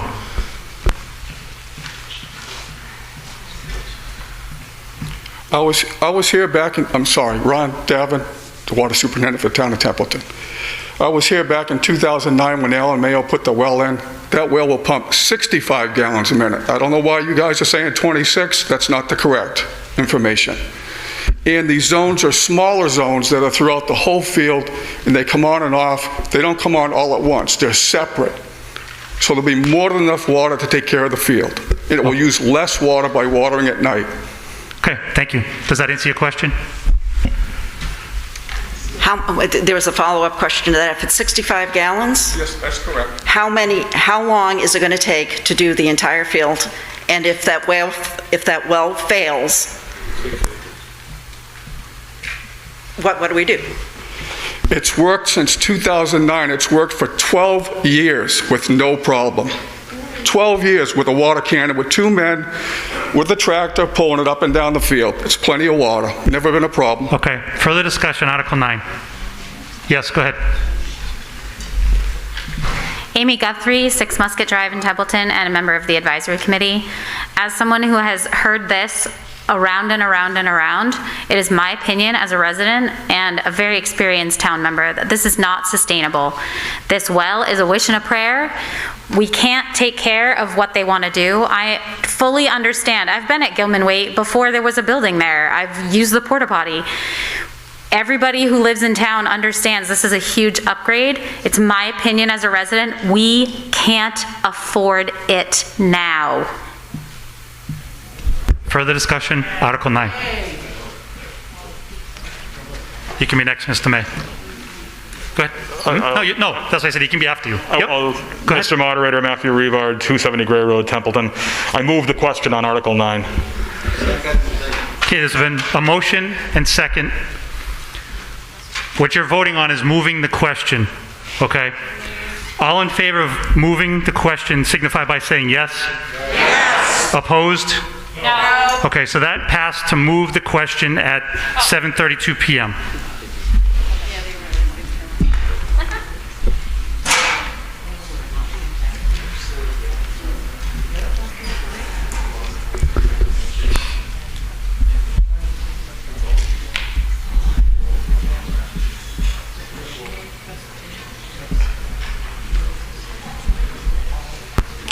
Okay, we are now voting on Article 9. All in favor of Article 9 signify by saying yes. Yes. Opposed? No. We're going to have a hand count on that one. That's at 7:32.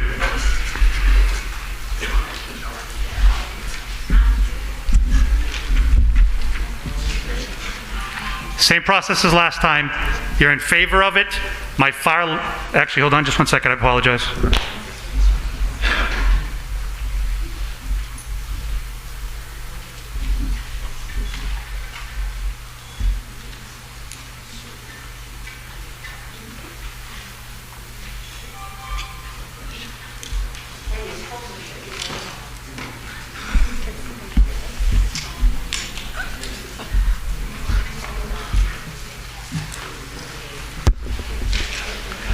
Far left-hand side only, except for the front.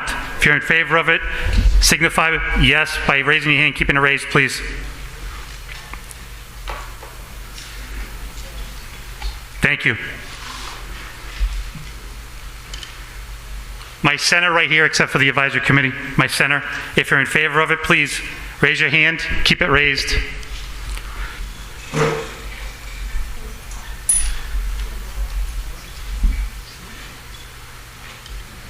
Thank you. Right-hand side only. In favor, raise your hand, keep it raised.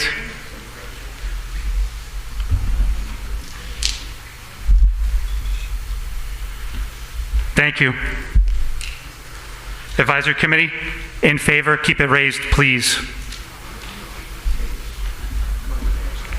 And my stage, thank you. And my stage in favor, keep it raised. Thank you. Just the opposite if you are not in favor of Article 9. Far left-hand side, raise your hand, keep it raised, please.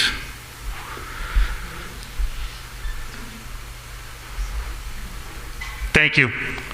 Center only, only the center. If you're not in favor, please raise your hand, keep it raised.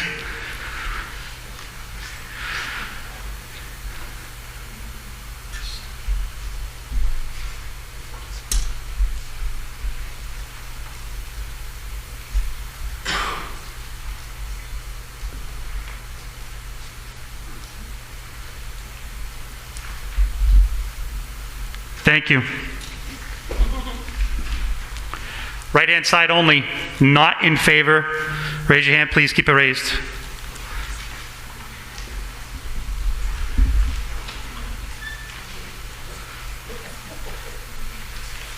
Thank you. Advisory committee up in the front here. Again, not in favor. Raise your hand, please keep it raised. Okay, thank you. Stage. Thank you.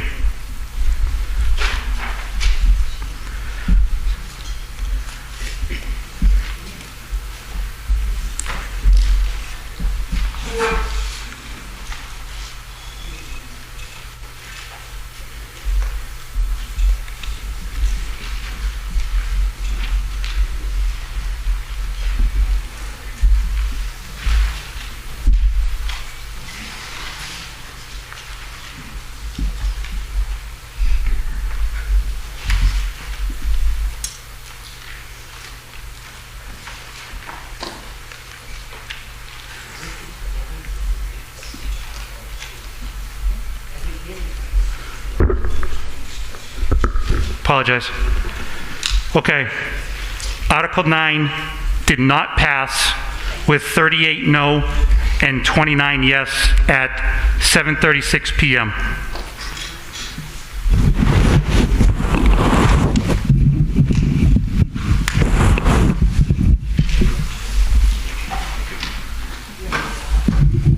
Article 10.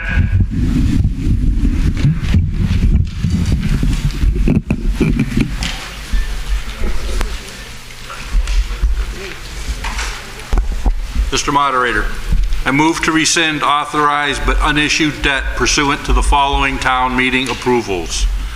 Landfill closure, meeting date October 27, 1988, warrant Article 5, amount to be rescinded, $469,609. Second. Okay, and we have a second. Thank you. Advisory committee. The advisory committee on Article 10 is all in favor of a yes vote. Discussion on Article 10.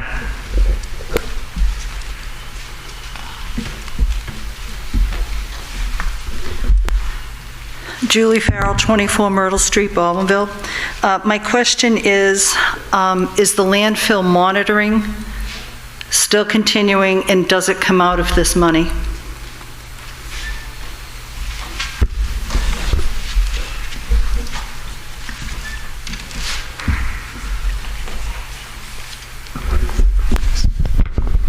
Adam Lamontagne, Town Administrator. As far as I know, this is debt that we issued. We borrowed of $1,509,141, and this is excess, which only requires a majority vote to close it off of our books.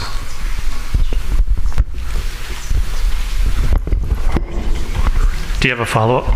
I do. Go ahead. It does not exist, to your question. Okay. My follow-up is that we have run into problems with the cover on the landfill, and I believe some of that money was used from this account to correct. I think there were trees and stuff growing through the top of it, so those had to be removed. And if this money is rescinded, if a situation like that occurs again, where will the money come from to deal with that issue?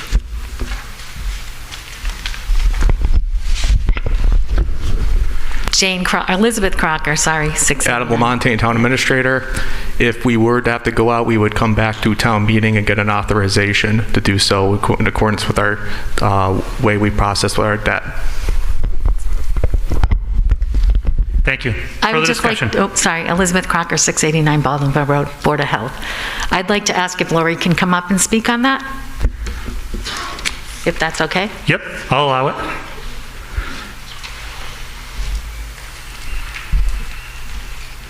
Lori, if you could just identify yourself, please. Lori Weeda, Board of Health. We actually budget for twice-a-year mowing and care of the cap at this point in time. It's part of our regular budget, and the monitoring is actually budgeted too. So that will continue. Okay, thank you. Thanks. Further discussion, Article 10.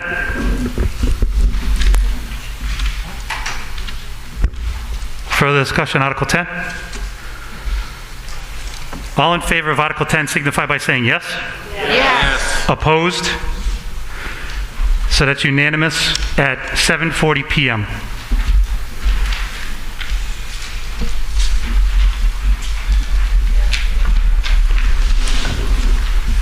Article 11.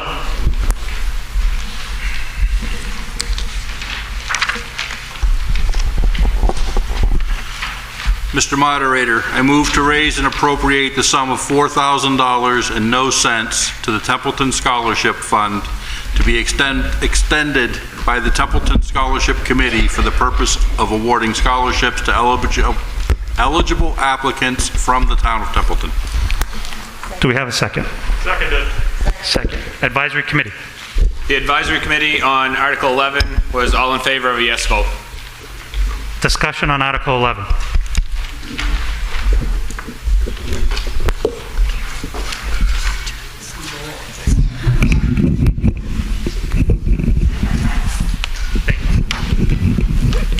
Question I have is on the Scholarship Committee. Do we have a full complement on that committee? Because I see on the website there is 2 or 3 openings for that, so that leaves, I think that committee is 5, I'm not sure. I'm not sure they can end up even voting on this if they don't have a quorum. So that was my question, is if we have a full committee and what the size of the committee is. Mr. Spring, can you just identify yourself as a...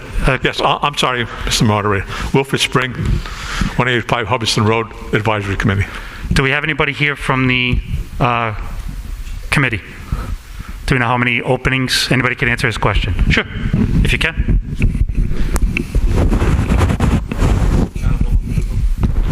Adam Lamontagne, Town Administrator. Mr. Spring brings up a good point. We have one person, so please, if you are interested in volunteering for the town, the Scholarship Committee is available. These don't expire, and they'll be available for students in the future, graduating students. Okay, further discussion. Article 12. Excuse me, 11. Article 11. Sorry. Julie Farrell, 24 Myrtle Street, Baldwinville. My question is just a procedural question. If there's only one person on the committee, how did they vote to submit this article to the Board of Selectmen? How did that happen?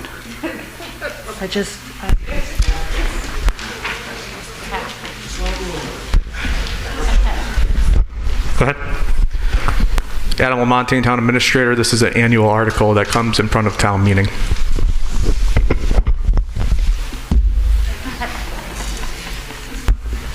Okay. Further discussion, Article 11. Further discussion, Article 11.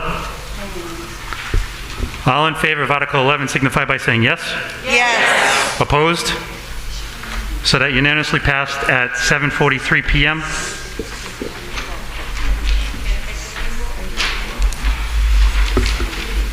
Article 12.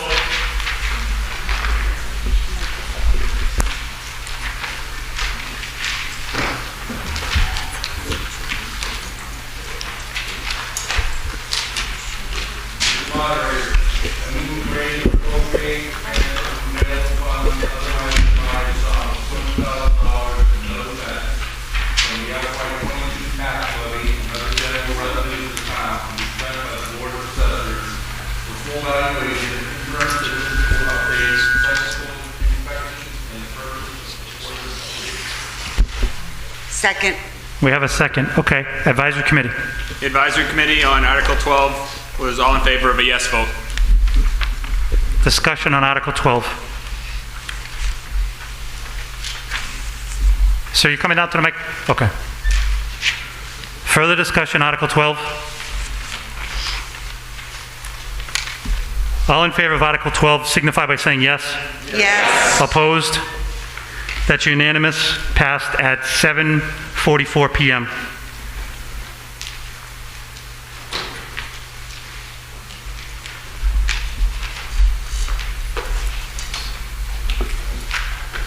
Article 13.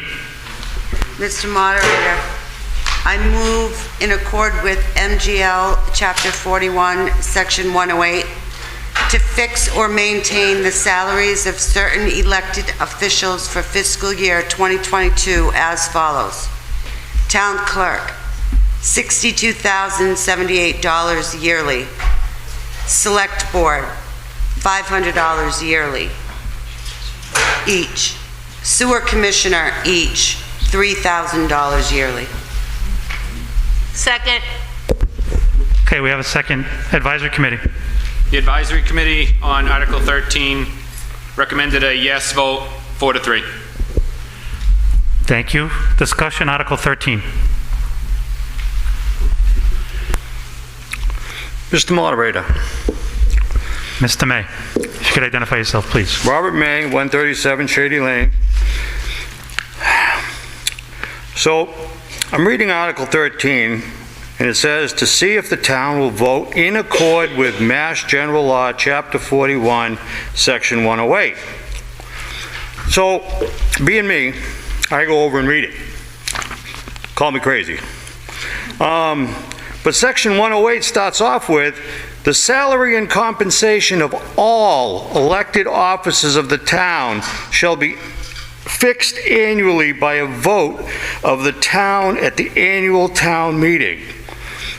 Now, excuse me for 1 second.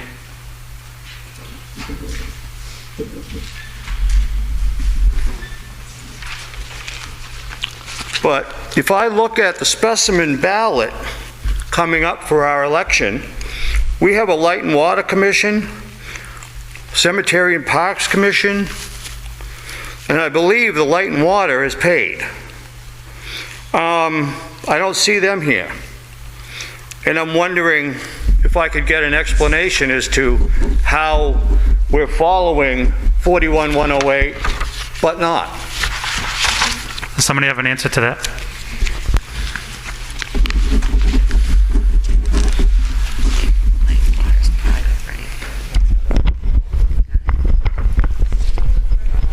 Adam Lamontagne, Town Administrator. As you can see, the budget's in front of you. You voted on the sewer department budget, so you see the sewer commissioners. You're voting on the general operating budget, so you see the select board and the town clerk's salary. As it is right now, I'll yield to town council through the moderator, but those are the budgets we are voting for, and this is in accord with the budgets that town meeting votes on. Is that correct? Through the moderator to town council. Yes, that's what's on the article, I agree. But we still want to answer his question, why the other commissioners are not on this as well. That's a valid question.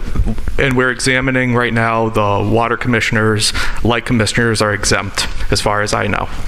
Thank you. Okay, that's what I think he's looking for. Is that, Mr. May, is that okay? They're exempt.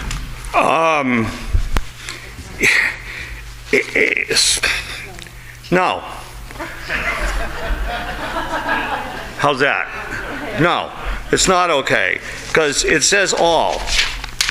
It says all. It doesn't say which ones you want, which ones you pick. Could be these, might be those. We're looking into it. Doesn't say any of that. So, see, my problem is, I wouldn't have a problem with this article if they didn't put in that they're following 41-108.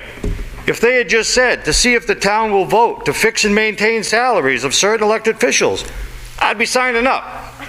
But you put in a law and then you don't follow it, I can't sign up. And that's just it. Okay, thank you. Further discussion, Article 13.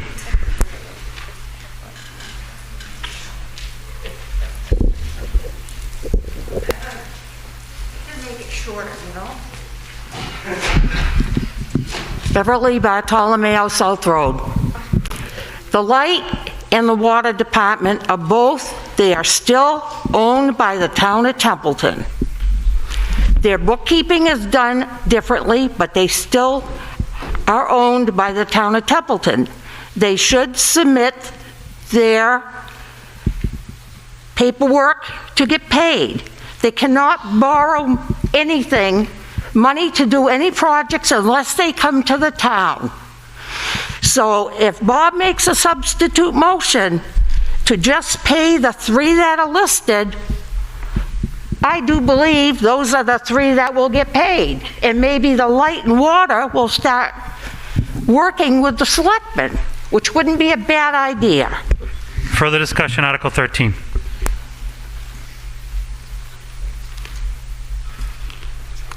Greg Edwards, 203 Otter River Road. I'd like to say that the language up there does say to fix or maintain the salaries of certain elected officials. By looking at the $500 the select board's receiving, I wouldn't call that fixed or maintained. And I do believe that if anybody here has the opportunity to serve a year on the Board of Selectmen, they would probably argue that that $500 is not adequate. So if somebody does make a motion to amend this, they should increase the Board of Selectmen's salary by at least $3,000 to start. Further discussion, Article 13.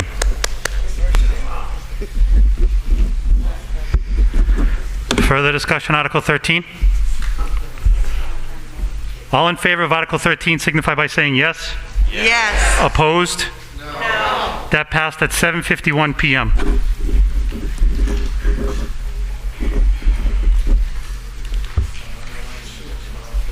Article 14.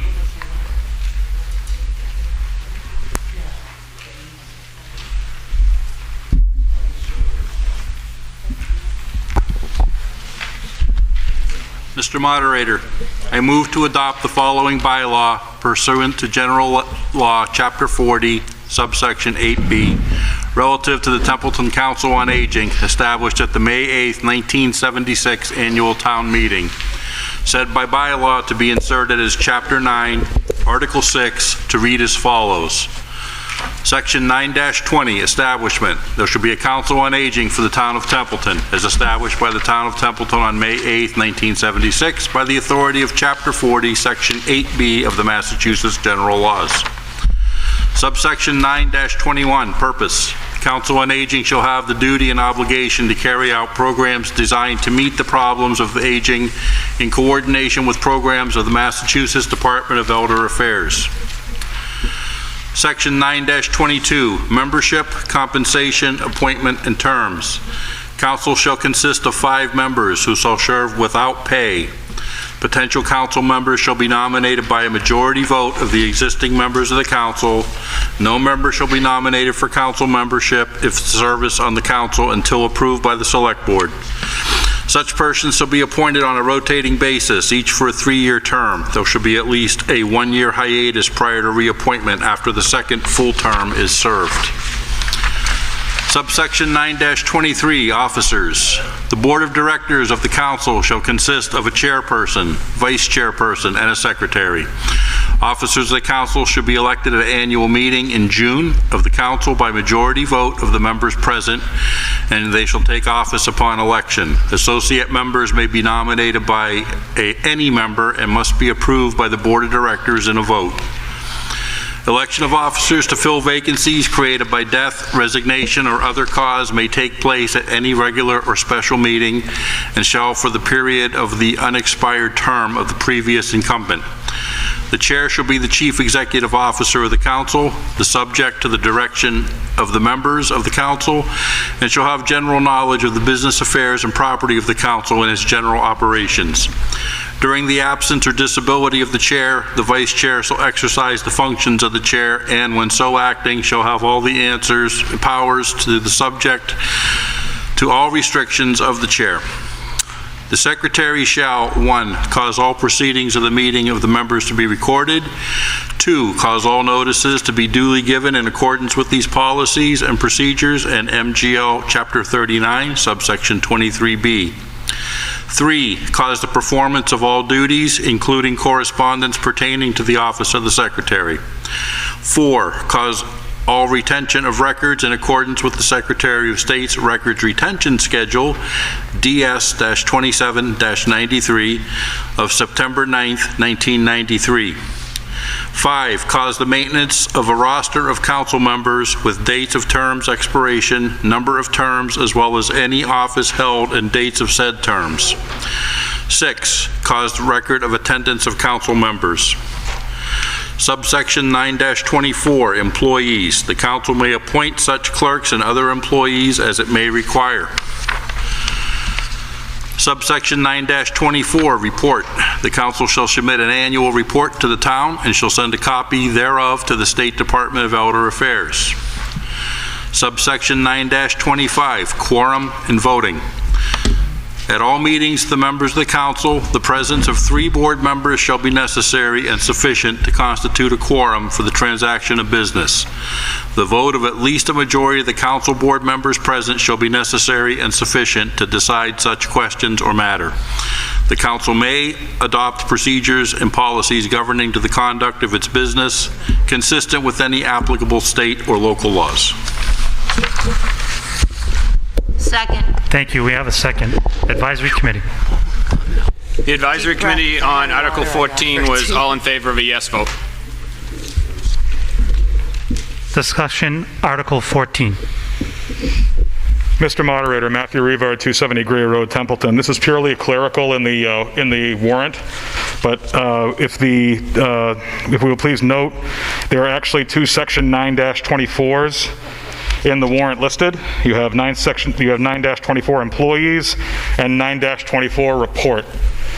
Therefore, 9-24 report should be renamed 9-25 report, and then 9-25 quorum should be renamed 9-26 quorum in the final reading of the warrant. Excellent. Thank you. Thank you. Thank you. And that's why we try to have as few errors as we can. We try to have it proofread. We try to put it on the internet. We try to do it in the guide. We try to put it up here just for that sole purpose. Hold on just one second. I'm going to get you a clarification on that. Thank you.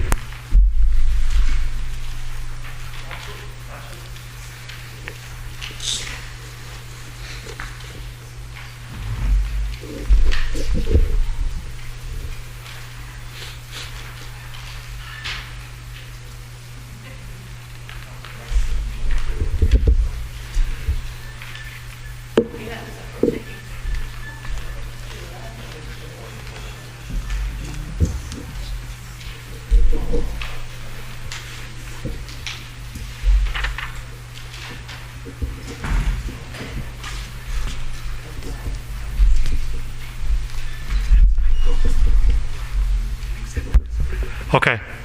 We're just getting some clarification on making that correction. 25 became 26. The second 24 became 25, just as you explained. Excellent, thank you. Further discussion, Article 14, go ahead. Yes. Mark Berrios, 75 Royalston Road. Article 9-24, employees. I don't think it's the intention here to allow them to appoint employees without any oversight by town meeting, without any budget constraints or anything like that. What exactly do you mean by saying appoint such clerks and other employees as it may require? If somebody, okay, 1 second.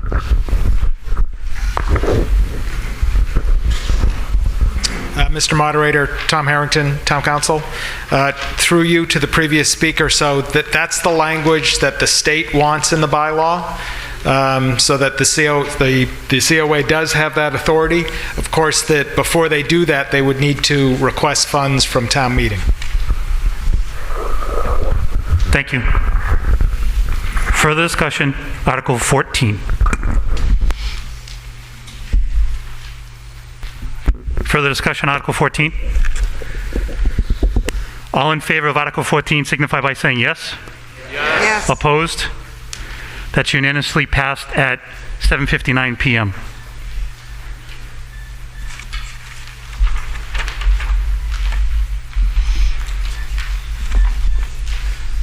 Article 15.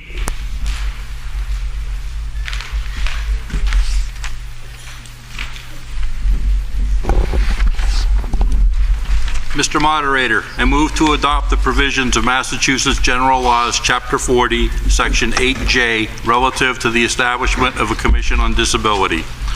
Said commission shall consist of 5 members, which shall be appointed by the Select Board. Majority of said commission members shall consist of people with disabilities. 1 member shall be a member of the immediate family of a person with a disability. 1 member of said commission shall be a current Select Board member. The terms of the first members of said commission shall be for 1, 2, or 3 years, and so arranged that the term of the 1/3 of the members expires each year, and their successor shall be appointed for terms of 3 years each. Any member of said commission may, after a public hearing, if so requested, be removed for cause by the appointing authority. A vacancy occurring otherwise than by expiration of a term shall be filled for that unexpired term in the same manner as an original appointment. The chairperson and other officers shall be chosen by a majority vote of said commission members. Said commission shall keep records of its meetings and actions and shall file an annual report, which shall be printed in the city or town annual report, and shall have at least 10 meetings annually. Said commissioners may receive gifts of property, both real and personal, in the name of the town, subject to the approval of the Select Board. Such gifts to be managed and controlled by said commission for the purposes of this section. Thank you. Do we have a second? Second. Okay. Advisory Committee. On Article 15, the Advisory Board voted 2 in favor of a yes vote, 3 opposed, and 2 abstained. So the vote was 3-2 to 2, no vote.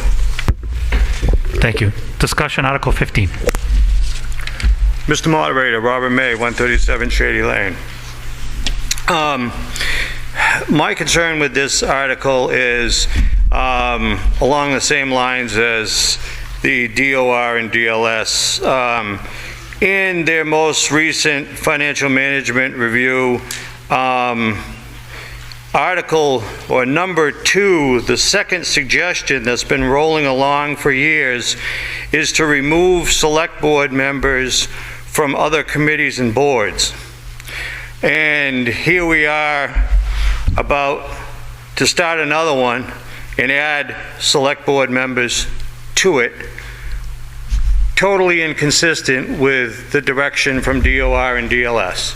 Completely contradictory. So, as the law provides, it provides 2 options there, the actual law, because they could have put current Select Board member or appointed official of the town, as the law reads. So, I would like to make a motion to insert appointed official of the town in place of current Select Board member in Article 15. And I have that written down. Second.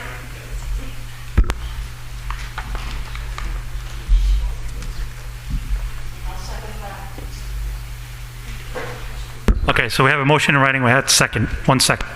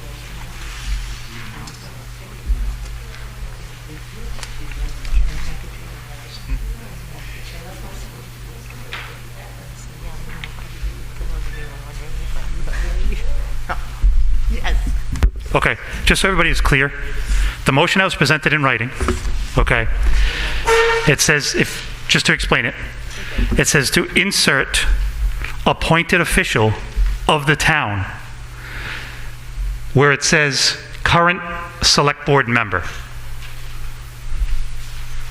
Or it used to say current, okay.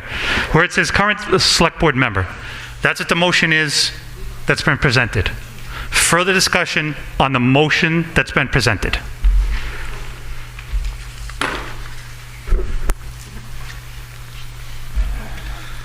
Mike Dixon, 465 Patriots Road.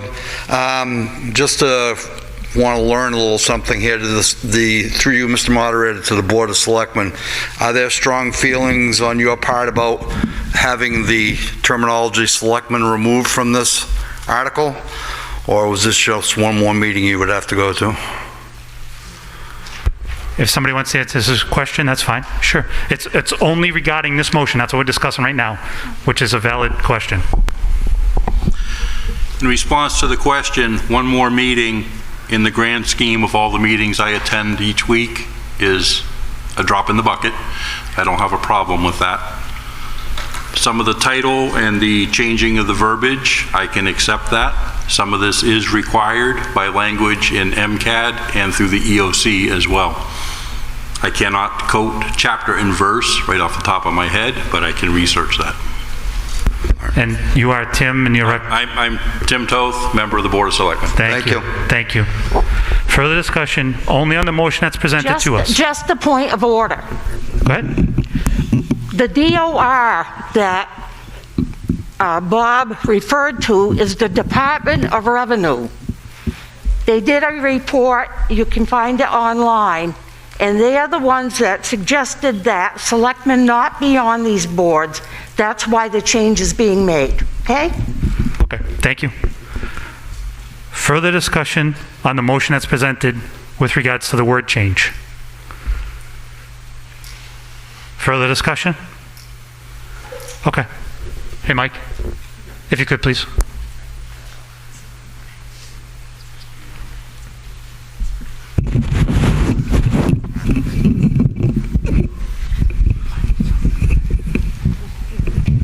Wilfred Spring, 185 Hubbardston Road, Advisory Committee. The folks that are opposed to this are not necessarily opposed to the commission. They're opposed to the fact that we have been directed time and time again, all the way back to 2009, not to have the selectmen on so many committees and commissions per se. That's a problem. You don't see other communities doing this. So that's really the issue as far as the opposition.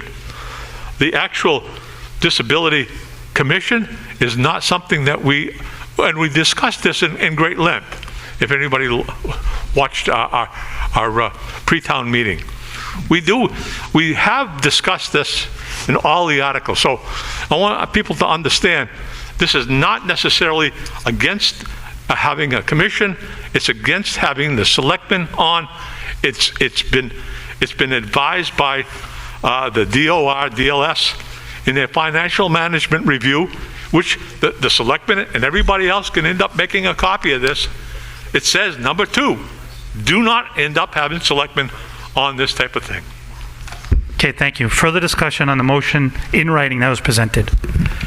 Sir, were you next, or did you sit back down? You good? Okay.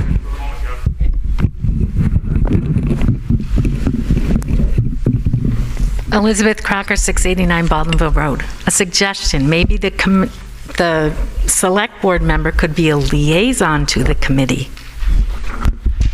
Further discussion on the motion in writing that's been presented. Further discussion? Just so we know, you are voting on this motion in writing with regards to the word changing. All in favor signify by saying yes. Yes. Yes. Opposed? No. That passed at 8:08 p.m.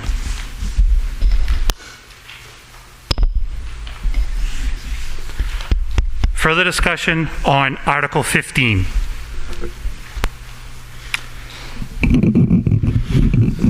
Mr. Moderator, Matthew Revar, 270 Gray Road. Through you to the Advisory Committee. The chairman of the advisory committee stated earlier in this meeting that the recommendation on this particular article was a no, with votes 2 in favor, 3 opposed, and 2 abstained. The documentation provided on advisory committee recommendations for Article 15 recommends a yes vote on paper, 2 in favor, 3 opposed, and 2 abstained. So 2 questions. Number 1, through you, Mr. Moderator, to the chairman of the advisory committee, what is the actual recommendation of the advisory committee? Is it that which was spoken in the meeting, or is it that which is on paper? And I'll get the second question once you've made that answer, please. Perfect. Actually, by recommending a voting 3-2 against the yes vote, only 2 in favor of yes, that would constitute a no vote. Okay. And, okay. Tom, I understand you're the chair, just if you can identify yourself. Thank you. Thank you second question? Thank you for the clarification. And then also through the moderator to the chair of the advisory committee, if there's any other, I would ask if there's any other members of the advisory committee would like to state why they recommend that way. If they don't want to, I understand, but I would ask if there's any other members who would wish to state why they recommend that way. I thank the gentleman for speaking his recommendation already. Thank you, Mr. Chair.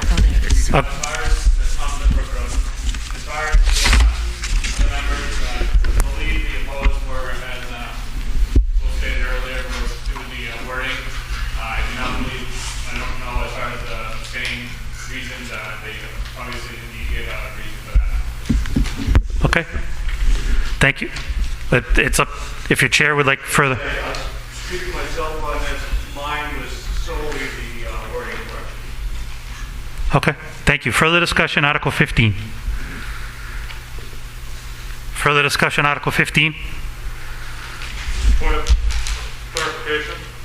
Further discussion, Article 15 as amended, correct? As amended, yeah. We already voted on the amendment. Thank you. Yep. Further discussion, Article 15. All in favor signify by saying yes.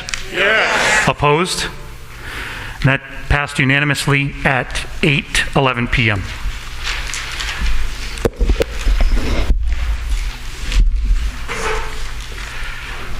Article 16.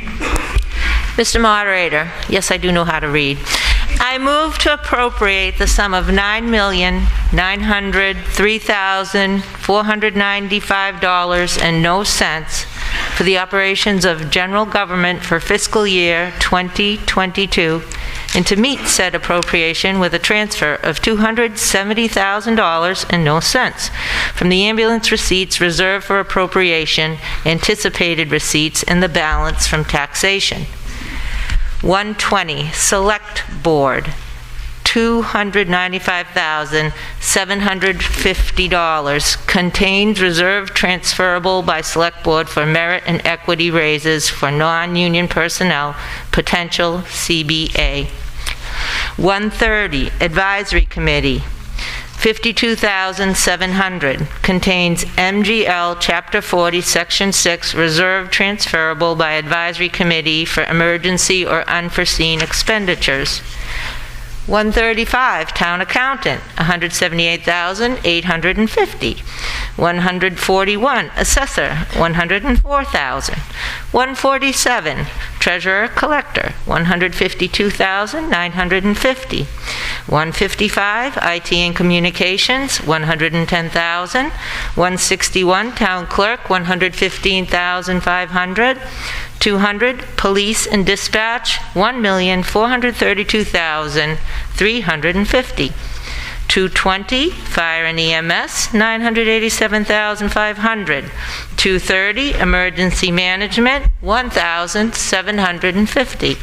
250, Developmental Services, $192,000. 400, Highway, $702,500. 410, Buildings and Grounds, $341,100.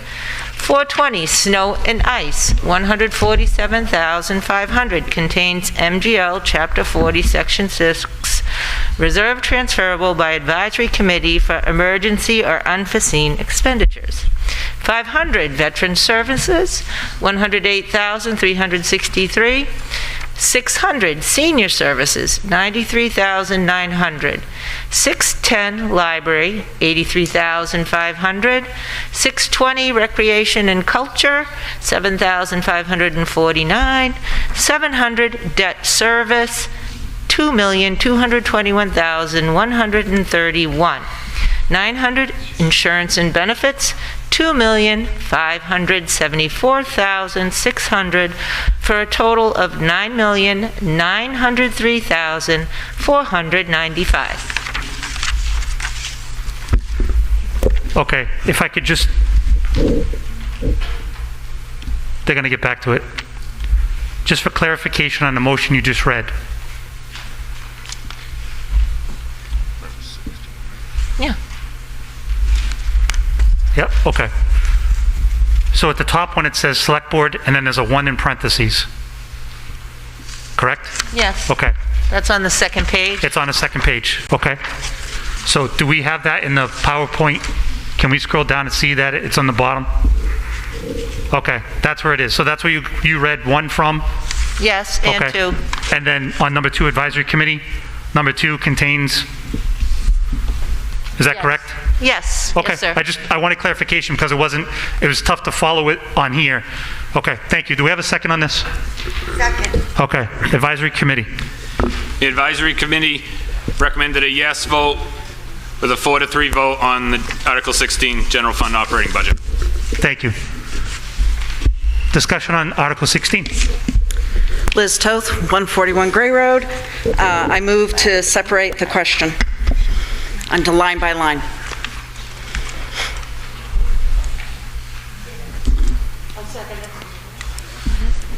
And we have a second? Okay.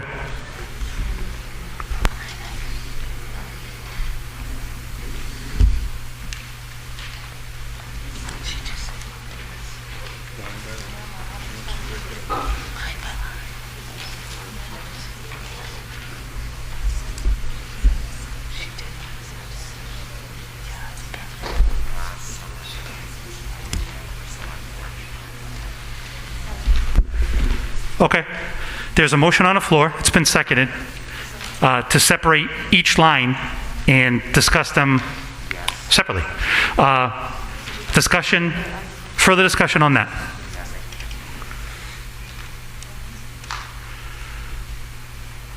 Further discussion on that motion? Okay. All in favor of separating the lines and the motion that has been presented to you, signify by saying yes. Yes. All opposed? No. Okay, that did not pass at 8:17 p.m. Further discussion, Article 16. Mr. Moderator, Matthew Revar, 270 Gray Road. Through you to the Select Board. We're going to go back to the discussion we had earlier this evening on Article 1 and the shortages in the Snow and Ice Fund. Line 420, Snow and Ice, $147,501. What has been done to address what could be potential shortfalls? I think we can all agree that while this year was probably more normal of a winter than we're used to having in New England, we've had a couple of in the previous years that have been a bit lighter, and we've still had shortfalls. So what is the town doing to address that number so that it is more appropriate and we're not making transfers at the end of the fiscal year? Okay. Who could, Mr. Spring, you can answer his question? Yes, I can. Okay.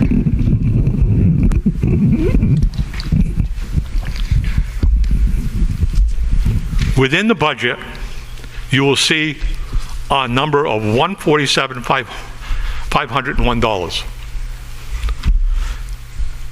If you look on page 134 of a 300-page document, that's your budget, right there. I brought it along so you can see that we went through it on some of its items. On page 134, it says the FY21 budget, $147,500. In the budget itself for this year, it says $147,501. Below that, it says 5-year phase-in of $14,418. We didn't do that. Again, the DOR ended up indicating that we should end up increasing that to end up somewhere in the vicinity of a little over $200,000. If you think $1 is raising it according to what we have been told, again, then you should end up passing that portion of the budget. If you don't, that's one objection that I have on the budget. There's others also. Does that answer your question, sir? If you'd like to see if you'd like to see the paper. Thank you. itself. Further discussion, Article 16.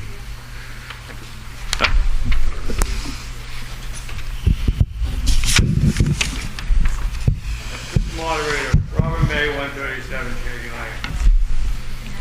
Where to begin?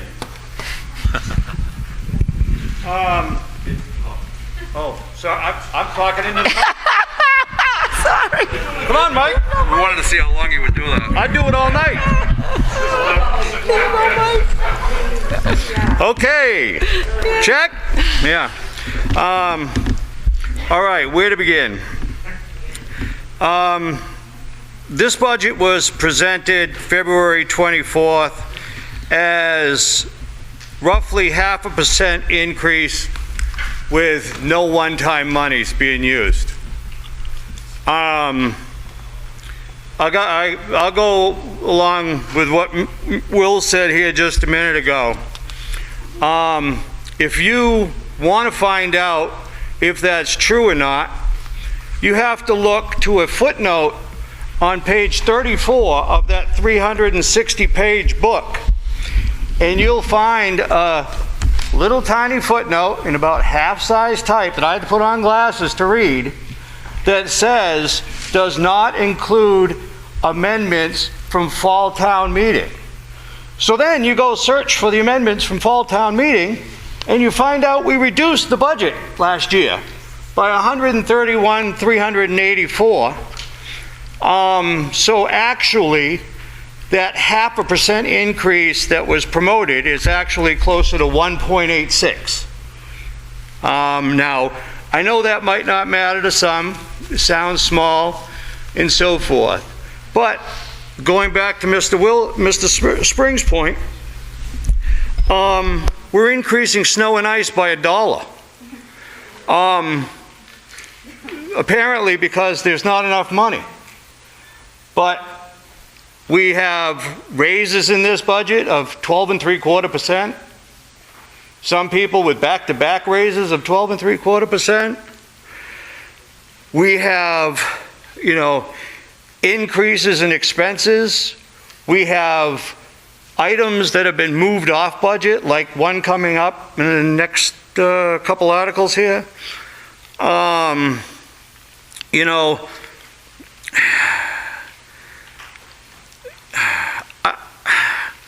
I just want, this is sad, but I just want some damn facts.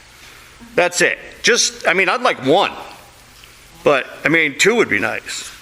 But, I just don't know what to do with this because it leads to more problems down the road. This budget relies on, and we'll get to that in another article, but this budget relies on one-time money to cover the school. I'm very concerned about the future of Templeton and the revenue because the school has told us that what it is what it is. And they already increased twice what we take in as new growth. And we're spending like drunken sailors as far as I'm concerned. So I'm not going to support this budget simply because I was lied to as far as I'm concerned. And I don't accept that. Further discussion, Article 16. Liz Toth, 141 Gray Road. We need to do something about the snow and ice budget. I'm not sure how to resolve it in this meeting tonight, beyond taking money from other parts in the budget that's under here. because we chose not to take it line by line. So is it possible, is it appropriate for me to make a recommendation for the snow and ice somehow to increase it? Well, you have the microphone. If you'd like to discuss snow and ice, discuss it. It needs to be increased over the 147,501. It's disingenuous to increase it by $1 based on the recommendations from the, whichever Massachusetts department it was. DOR. So I would like an explanation, at least an explanation why it was only $1 and not, and we're not following guidance. Mr. Spring, I see you have your hand raised. Can you answer her question, or are you just in line? Okay. Well, I've got you in line. Yep, okay, no problem. Thank you. If you could answer her question with regards to the... Town Administrator Adam Lamontagne. Snow and ice is an interesting one because it's one of those accounts that can be deficit spent. And as you've seen here tonight that we approved in the first article, it was $90,000. That actually went down from the year before. We're making improvements now. Granted, there's other accounts and other needs, such as contractual obligations with employees, salary adjustments, and the like. So the thing is with snow and ice, you got to appropriate more, so the justification is $1. Therefore, we're in compliance with the dollar appropriation above the last fiscal year. Remember, we can deficit spend. It's a practice used in many communities. I don't know of any community that fully funds their snow and ice. If somebody could correct me, I'll be more than happy to take that information, but snow and ice is a very difficult one to gauge, and we do our best to do and comply with the law, which is to appropriate the same or more each fiscal year. Thank you. May I make a motion to increase that amount in this conversation, or do I need to get back in line? Try it again. Do I need to make a motion? Do I need to get back in line before I can make a motion to increase that by 10 grand? You do. Okay. Yes, thank you. Further discussion, Article 16. Oh. One ahead of you.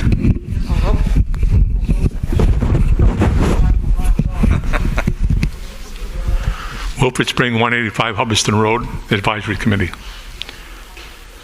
The Advisory Committee represents you, the voters. So we have to look at all of this. I'm sure that not all of you have looked at the 300-page book, nor have you looked at last year's budget to actual spending as to what we spent and what money was left over. We did. At least I did. I know that some of the others also did that opposed this. There was a number of accounts for supplies and employee support that were underspent last year. I think there's a total of about 15. Some of them were less than 50%. Some of them were less than 10% of expending how much money was there. Then on top of that, you heard that we have an employee who has got over 12.5% back-to-back raises, 1 year to the next. We didn't think that was appropriate. You'll also end up probably hearing from somebody up on the stage from the administration as to, well, COVID ended up affecting some of these accounts. I say bull. Why do I say that? Well, COVID didn't really end up starting to impact us until late March or early April. That's when we started to end up seeing that affect town government, closing, etc. So the last quarter of the year, okay, maybe there was a little less spending, but not to the percentage that I see, less than 15% and less than 10%. What's going on here? There's other accounts that are way too much money. As an example, insurance and benefits. Historically, the last 3 or 4 years, it's been averaging in excess of $250,000. Now, you're going to end up hearing from the select board saying, well, in our financial policy, we end up having a budget to create 5% free cash. Okay, I'll buy that. But when you have a report from the DOR that looks at the last number of years and from 18 on and says you're averaging over 14.5% for free cash, what does that mean? That means you got too much money in the budget somewhere. In addition to that, let's look at one department, the accounting department. This was brought up at the pre-town meeting that we have a part-time accountant since about January. Part-time, that's 19.5 hours. Not full-time and not certified. This year's budget, again, is predicated on a part-time accountant. This community needs a full-time accountant. The last time this community had a full-time accountant was in 2012. I know because I've been on advisory that long. So I know I have some history as to where we have been. That same individual, that's our accountant part-time, doesn't even reside in this state. Folks, that's a problem. Another community had this person doing accounting, and they refused to take and end up having that. They went off and found somebody outside. So when you start looking at that, and the snow and ice, and other accounts, and I don't want to go through all of them, I just want to give you an idea of some of the ones that I'm objecting to that are really major. That's the reason why I know that I didn't vote for this budget. Because it's not a good budget. You're going to end up having some people saying, "But that's a budget." Folks, budgets can be better than what we're doing here. I know I ended up having to end up having a budget for 3 or 4 departments when I worked in the private sector. So I know a little bit about budgeting. And I think some of my other members that voted no also knows a little bit about budgeting. So when you start adding all of the discrepancies as far as what you see in the budget, it needs to be redone. Resolving the fact that you have the snow and ice. I mean, why do you put out a document on page 134 that ends up indicating a 5-year phase-in of $14,416 and put $1 in? That's absurd. And actually right below it, it says FY2 Bill 2, 161. It actually says that in the document. I mean, it's right here. I just had this one page. So when you start adding all of these up, recommendations from the DOR on some stuff, I don't think this budget needs to be passed today. I think it needs to be put back to the selectmen and the administrator for corrections of a number of things and stop, especially during this pandemic. I know a lot of folks got laid off. They didn't see 12, almost 13% increase. Some poor folks are on unemployment. That's terrible. But how can we end up really saying that we should be giving that much money? And you're going to hear, well, we don't pay our employees enough. Then why are we doing a study to take and find out where we are? I've looked at a couple communities in like sizes because I do a lot of research. I have done all the time I've been on. And I found like type size communities that they're not even getting how much we were paying our accountant the uncertified accountant. So, I mean, when I start seeing all of these, and there's other issues within the budget, like I said, but those are the highlights that I want to at least put out to you as far as the budget. Thank you. Further discussion, Article 16.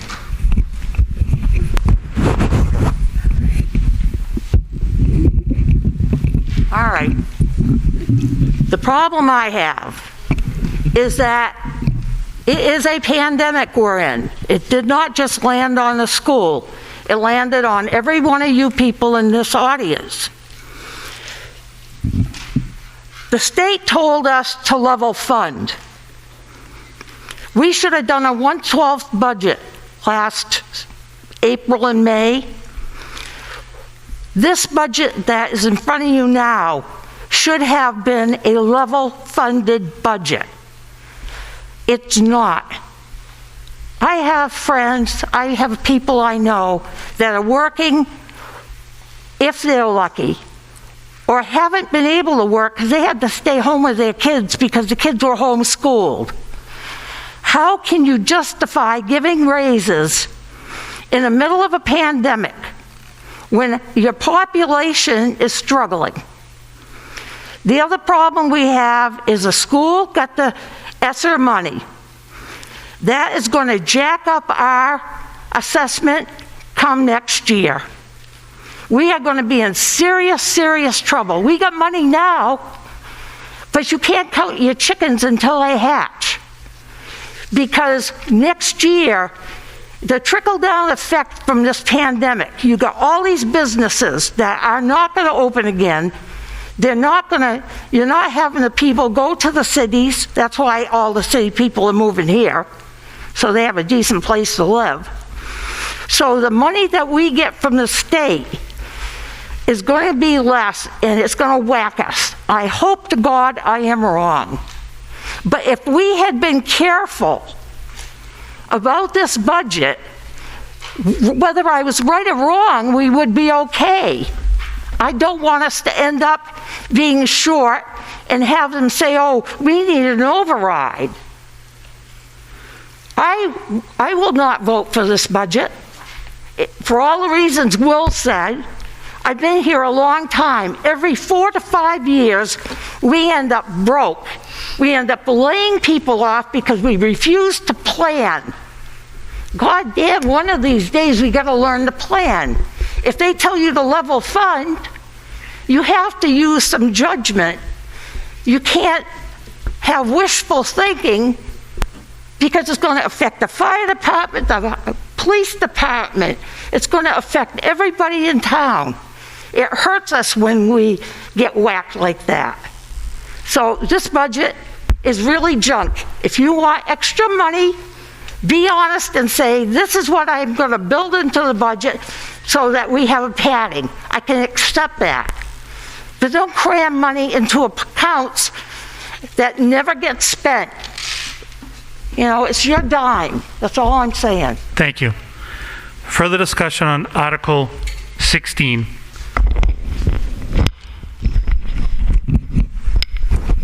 Mike.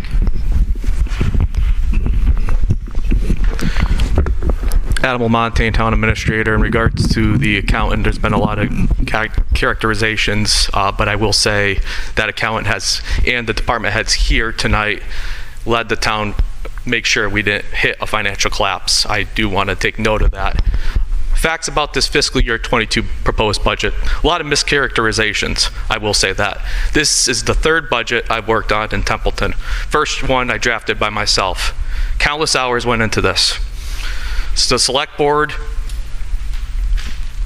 we all worked tireless hours to get this budget done. So the facts about this are, in fiscal year 21, the budget was approved on June 17th, 2020. The total appropriation was $9,853,839. In fiscal year 22, what's in front of you tonight, the proposed budget, is $9,903,495. The difference is $49,656. It's up 0.5%. I'm going to compare apples to apples here, because come the fall town meeting, there could be a reduction. We don't know what happens the debt could come down, things happen. And that's what happened at the fall town meeting this past time. So, this is a balanced budget made up with department head priorities. It's been vetted since late February. I've been through countless discussions on this budget. Numerous opportunities to change the budget between the select board and the advisory committee. Everybody saw it. It was up and it was posted online. Stabilization now will be at nearly $1 million. We have a lot to be proud of. This is the best budget to prepare us in planning for level funding in the out years, which the select board indicated could very well be an option. It provides us to continue our necessary services, and ESSER funds are reoccurring. ESSER 1, ESSER 2, ESSER 3, I consider that recurring, not one time. It applies to our minimum local contribution with both Narragansett Regional School District and Monty Tech. And may I make note, we presented a 3-year plan. We're working with the school district, both Narragansett and Monty Tech. We spent countless hours on this. And nevertheless, I want to take note, voting no is not an option. Otherwise, we have to spend time and money to have another special town meeting before the end of the fiscal year in order to have a budget. We need to have a budget. So I reached out to our state, and I speak with the state quite often. If the town was prevented from adopting a budget for fiscal year 2021 due to Governor Baker's declaration of emergency issued on March 10th, 2020, and the state reached out to the legal counsel, the key point on this is that if you're able to hold a town meeting, which we are, you'll be expected to pass a budget. So I have no option on submitting a month-to-month budget. What's in front of you tonight is we spent countless hours working with all the department heads, and I give them credit. I was already tough on them and went through the process before it even came to the select board and the advisory committee. And they went through, they've been asked numerous questions, which took away from their regular duties. But you know what? This is a budget that I'm proud of. This is a budget that we worked on. And this is a budget that both the select board and advisory committee recommended. And I ask for your support to pass this balanced budget and move on. Thank you. Mr. Chairman. Further discussion Mr. on Moderator. Article 16. Mr. Mayor, you're not next. I'm not next. You're not. Mr. Spring has had his hand up for a while. I'll let the floor go and I'll wait, Mr. Moderator. You're up next. Okay. All right. If you saw the presentation up here, Mr. Lamontagne just presented the $9,853,000 number again, which was reduced by $131,384 in the fall. Okay? That number that's been reduced in the fall is being increased tonight by $157,000 in the warrants articles that we just went through, if you look. So please, just look. But, you know, I don't even know where to begin. I'd like to see what we approved of this. Because, you know, he just heard. We approved of this. I never did. Every time I've seen this, never approved of it. Yeah. I was at the budget meeting. I asked a lot of questions. We got a couple answers.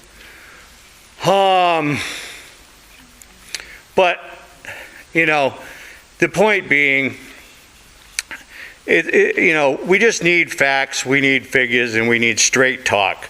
We don't need this. We don't need to be, you know, looking on page 34 for a footnote to find $134,000 is ridiculous. And that was from a response from this gentleman. You know? I asked about this $131,384, and I said, I wasn't deceitful, it's on this page. So, if you look to a footnote to justify a budget presentation, you know where you're sitting. I'm disgusted with this budget, with half the presentation, and we're not even through the rest of it. But this, and on top of the school, we got $800,000 in one-time funds in the school coming up. Mr. Spring. Julie, you're next. Mr. Spring, I would hope that the information you're about to give us is something new, not going back over and over. No, I'm not. Okay, thank you. This will be all new information, Thank you. Mr. Roderick. Wilfred Spring, 185 Hubbardston Road Advisory Committee. You heard somebody say that they want to take and end up going over the budget, but department by department. The last time this community ever saw a line item budget as to where your money is spent was in 2017. In 2018, we had a change in administration. That's when we went to this omnibus budget. You can end up seeing what the department's spending, but you can't see where some figures are, can you? Not unless you went online or had one of these books. Like I said, the insurance and benefits has been typically $250,000 extra. And you're going to end up hearing, unemployment is increasing. Well, I keep track of that. The state actually fixed it. They said they're not going to take a raise on the unemployment charge to businesses in the town. Last year, there was $241,000 and change. We transferred about $100,000. So we actually had $141,000 in insurance and benefits. Well, guess what? Because we want to take and end up being on the safe side, we raised another $100,000 above what we spent last year, and we had $141 left. So now, if we end up doing the same thing we did last year, we're back up to $240,000. If you think this budget is good, then pass it. I don't. I'm trying to look out for you because you're paying the tag on this with your real estate taxes. Further discussion, Article 16. Go ahead, yes. Mr. Moderator, I just want to give a couple facts because we've been asked on several occasions. This is Julie Richard, by the way, and I'm speaking as a resident of the town of Templeton. Thank you. Let me give one just reminder. 2014, big layoffs, $500,000 error in our budget. But I can tell you this, and I can be proud to be a person that lives in this town, from 2015 to this budget right here, if it passes with the townspeople, we have hit a balanced budget. And this town at this time, during this pandemic and whatever else you want to put on the table, should be damn proud of that. Thank you. Okay, thank you. Further discussion, Article 16. You can't have a shout out, sir, I'm sorry. You can be next. Mr. Moderator, Mike Dixon, 465 Patriots Road. Mike, I apologize, but if you're cleaning the mic, it's one thing. You can't clean the mic and try to shoes in front of I'm trying to be fair here, Mike. Okay. He's next. On top of this budget, you have Article 17 coming up. It's $468,500. You have Article 18, that's $38,200. That's $506,700 that should have been in that budget, but he separated them. So it doesn't look like it's as much. If we have a bad time with the state revenues all our free cash is going to disappear in a frickin' blink of the eye. So think about that one. Thank you. Go ahead, sir. Mr. Moderator, John Columbus, 99 Bridge Street. I'd like to move the question. Thank you. We have a second on it? Okay. What you are voting on at this time is to move the question, okay? All in favor of moving the question signify by saying yes. Yes. Opposed? No. Okay, so that passed at 8:49 p.m.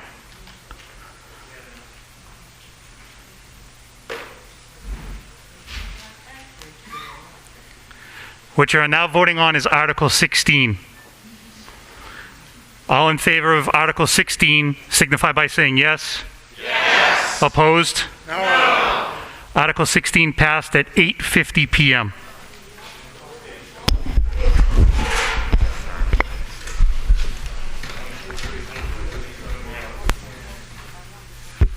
Okay, I see at least 7 members. We're going to have a hand count.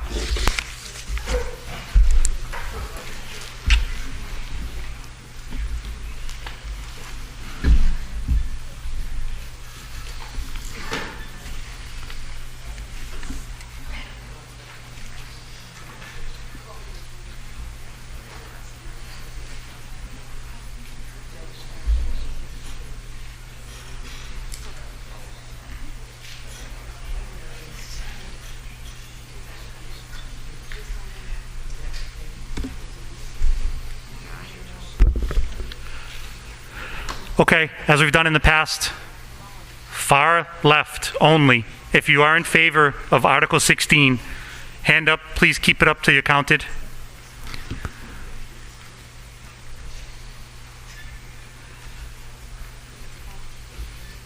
Thank you.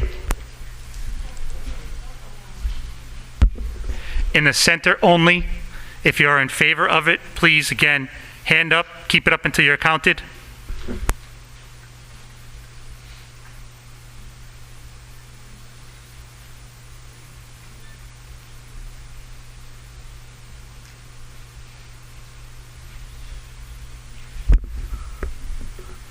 Thank you. Again, to be my right-hand side, hand up, in favor of.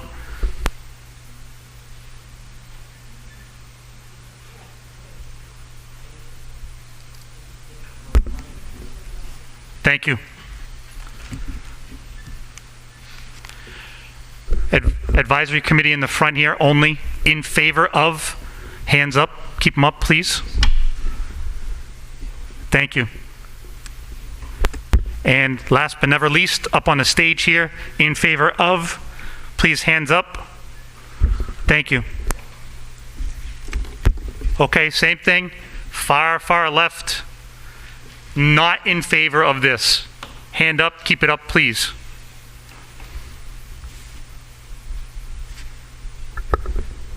Thank you. Center only, not in favor of this. Hand up, keep it up, please.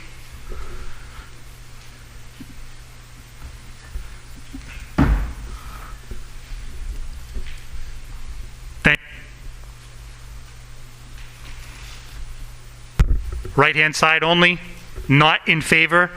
Hand up, keep it up, please.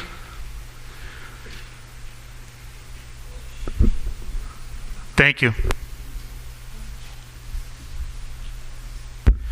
Advisory committee down here in the front only, not in favor of it. Hand up, please. Thank you. And again, last but not least, up here on the stage, not in favor of it. Hand up, keep it up, please.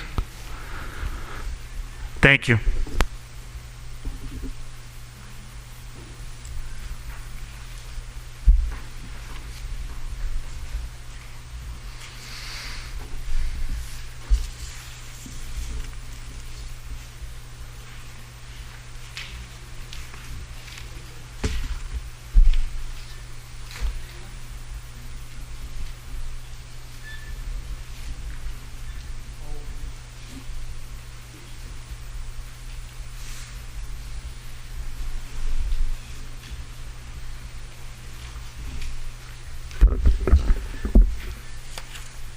With a count of 45 yes and 16 no, Article 16 passes at 8:54 p.m.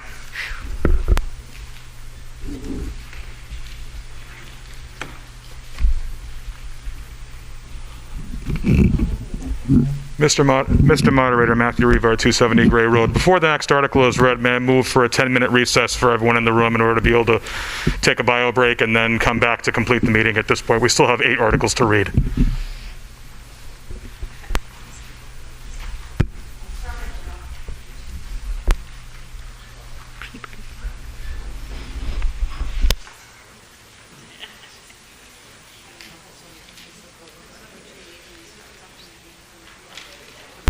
Here's what I'll do.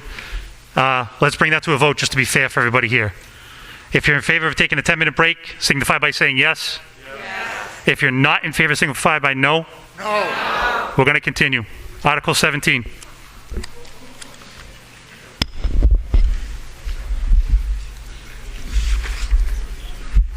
Mr. Moderator, I move to raise and appropriate the sum of $468,500 and no cents toward a program of capital purchases and improvements as generally illustrated below. Police SUV, $59,000. Bulletproof vests, 9, $11,500. Under fire and EMS, breathing air compressor, $72,000. Station vehicle exhaust system, $35,500. 4-inch firefighting supply hose, $30,000. 2.5-inch firefighting attack supply hose, $16,500. Ambulance computers, 2, $10,000. Under DPW highway, MS-4 compliance, $30,000. Ford Ranger XLT 4-wheel drive, H1 replacement, $34,500. Foreman pickup with plow and Tommygate, $50,000. Town Hall building and grounds, electrical panels, $14,700. DPW building and grounds, replace backhoe, fire, EMS station number 2 replace backhoe, $61,000. Fire EMS station number 2 fire escape, $18,800. Developmental services or DEV services, shared vehicle, $25,000 for a total of $468,500, and to meet said appropriation by a transfer of $458,500 and no cents from certified free cash, and a transfer of $10,000 and no cents from ambulance receipts. Second. Okay, and I have a second.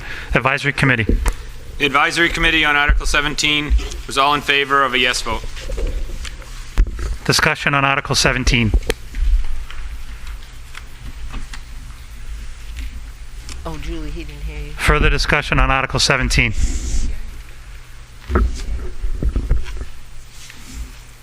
All in favor of Article 17 signify by saying yes.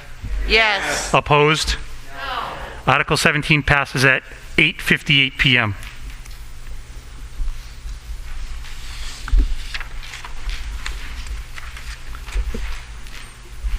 Article 18.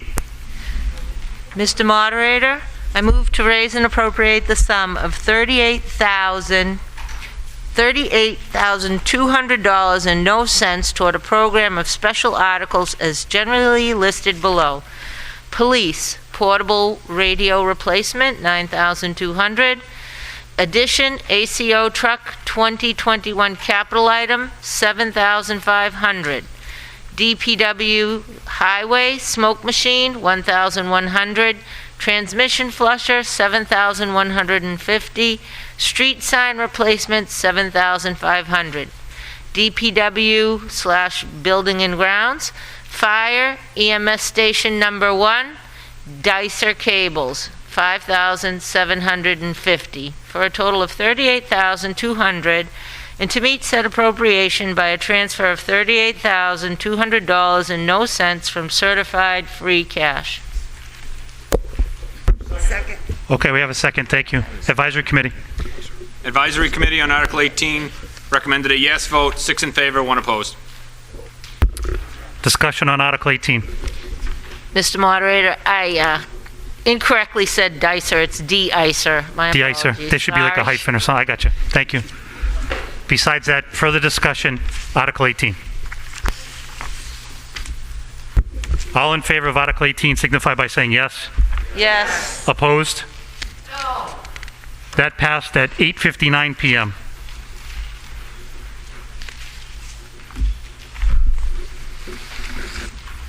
Article 19. Mr. Moderator, I move to raise and appropriate the sum of $213,750 and no cents, or any sum lower, to be expended under the direction of the Highway Department with Select Board approval for the purchase of a trackless vehicle, and to meet said appropriation by a transfer from capital CapEx Stabilization Fund, the sum of $113,750 and no cents, and a transfer from free cash of $100,000 and no cents. Second. We have a second. Thank you. Advisory Committee. The Advisory Committee recommended it. Actually, it's actually a no vote, 4 opposed, 3 in favor. Thank you. Discussion Article 19.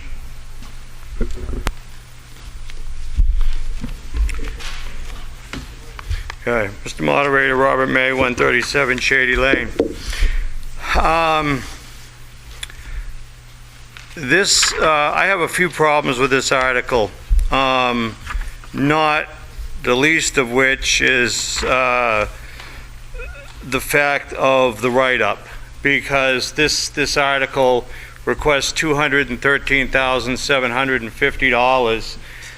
And it's my understanding that the actual machine cost $98,000, and the $115,000 or so that's additional is for all the implements that are not itemized here or listed.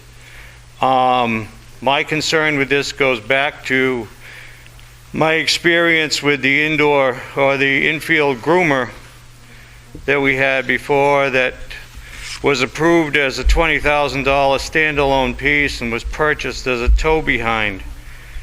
I don't believe this is fair to the taxpayer because it leaves too many options open. It's $115,000 in, let's say, unspecified spending.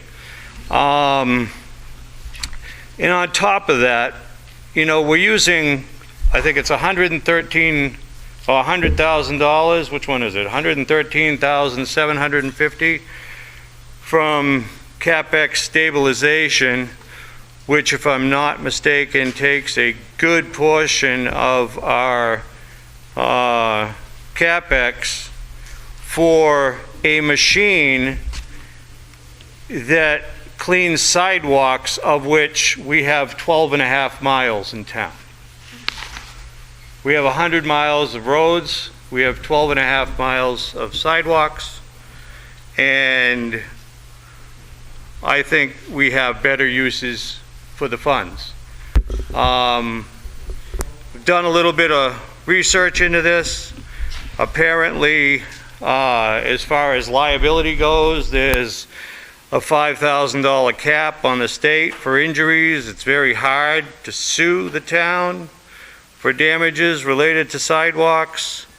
I don't see the necessity to spend this kind of money at this point to benefit so few in town. But even despite that, if you think this is a good point, the article is written poorly and allows us to be open to get far less than it's promoting. Thank you. Thank you. Further discussion, Article 19.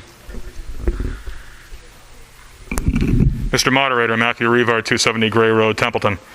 In favor of the appropriate, in favor of the vehicle, but I'm not in favor of the way that the funds are being appropriated. And to that point, I have two questions.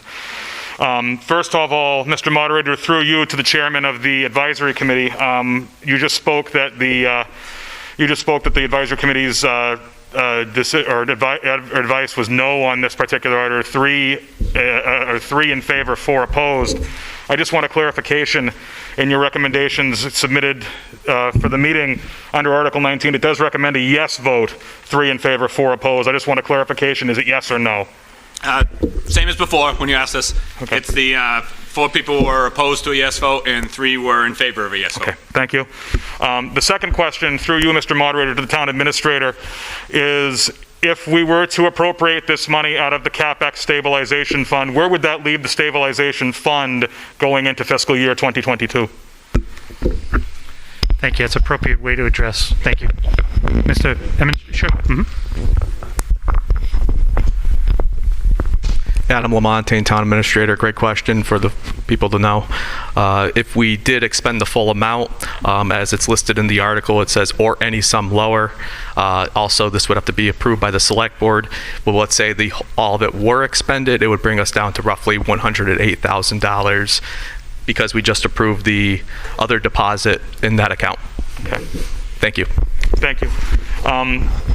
One final note on this is that the other expenditure, or the other appropriation for this, is said to be coming out of certified free cash, which that is already money that the town has appropriated, or that has in its coffers that's been certified as unused from a previous budget. So that money is basically free and clear for the town to use on whatever purposes it is able to. And again, through you, Mr. Moderator, to Mr. Lamontagne. Yep. Adam Lamontagne, Town Administrator. It's listed within our budget book under the article, so the money is accounted for outside of our certified free cash that was approved by the state. Thank you. Thank you, Mr. Moderator. Thank you. Further discussion, Article 19. Thank you, Mr. Moderator. John Warden, 412 Baldwinville Road. Just a question here. I mean, we only have 12 miles of sidewalk, but it is very important to keep those clear, especially for our students. I think it seems like we do a fairly good job keeping them clear with the current machine. So my question is, if that machine's on the point of failure, can it be repaired or refurbished so that it is not on the point of failure? And has that been looked into, and what would that cost? Can somebody answer? Yep, sure.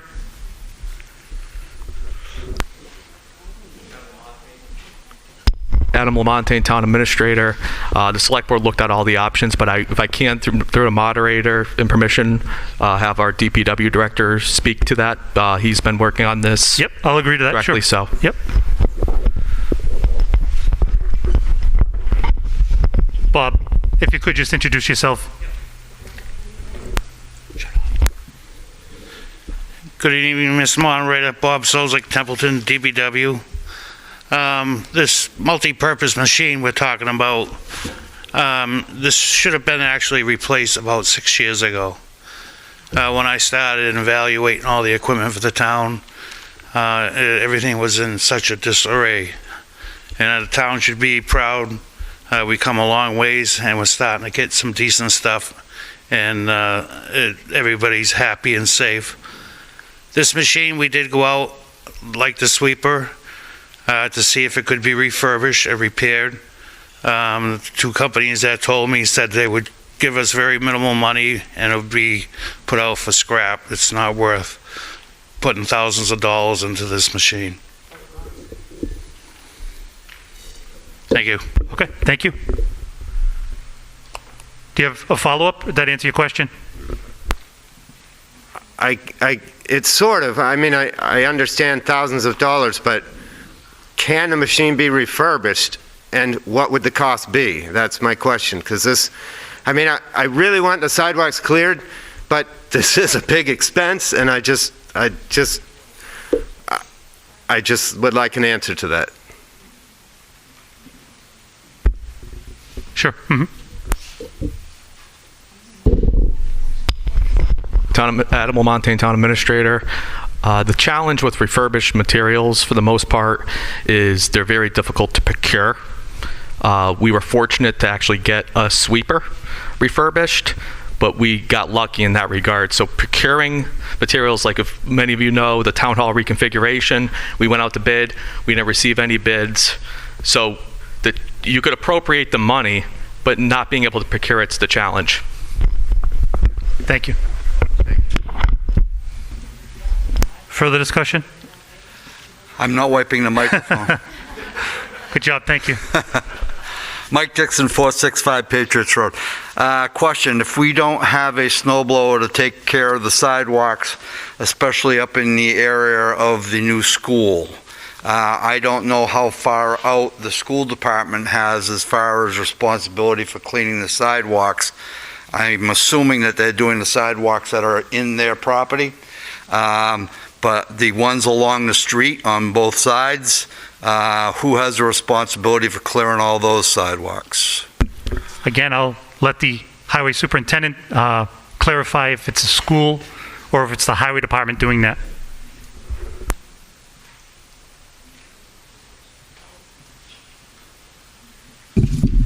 Mr. Moderator, Bob Sozik, Templeton DPW.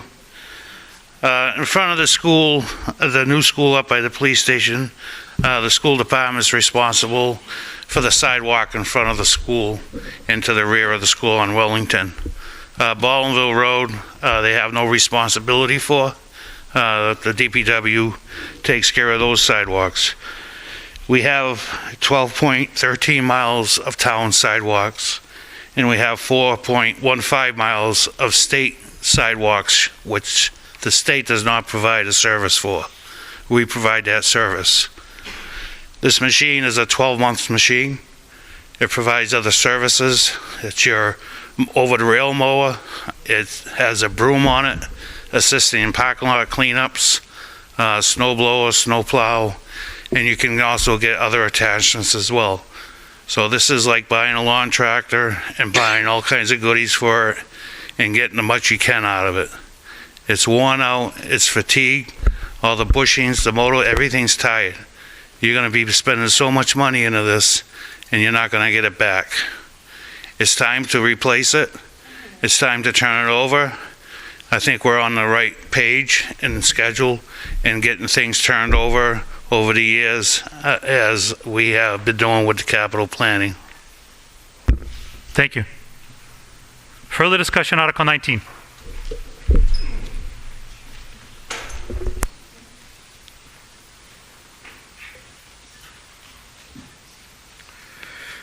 Mr. Moderator, Robert May, 137 Shady Lane.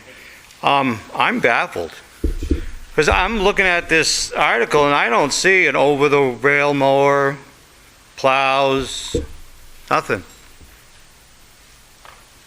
So I don't know what the information we were just being given has to do with this article, but none of that is in this article.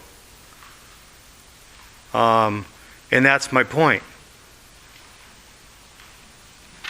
is that we're approving $213,750, and you heard Bob, he's rattling off equipment. All these things are separate items. None of them are in here. So we're going to get them all? We're going to get 3 of them. 2? 1?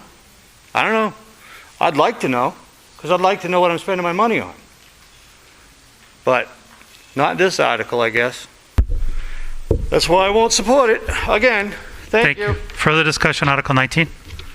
Mr. Moderator, Matthew Rivard, 270 Gray Road. I'd like to yield time to the DPW administrator to be able to speak to the gentleman's comments. If he can tell us which of these things are going to be coming with this vehicle. It does say multi-purpose vehicle in the warrant.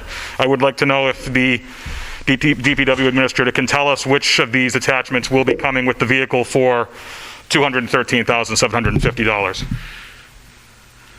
I'll entertain that.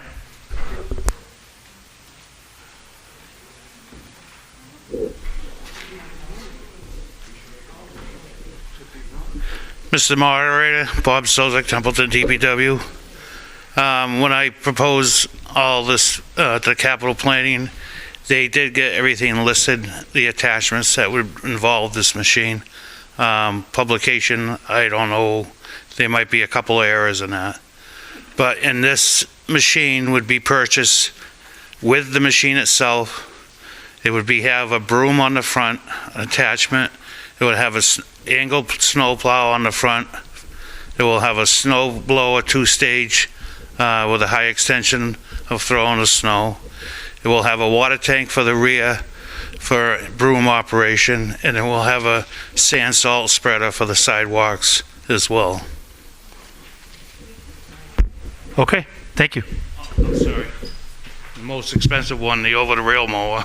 Over-the-rail mower, okay. Mr. Spring. Mike, if you could, thank you.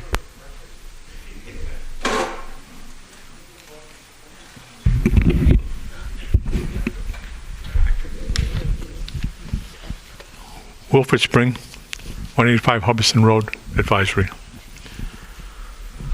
I look at this article and what Mr. May has brought out as far as what's not on the article, I'm concerned about.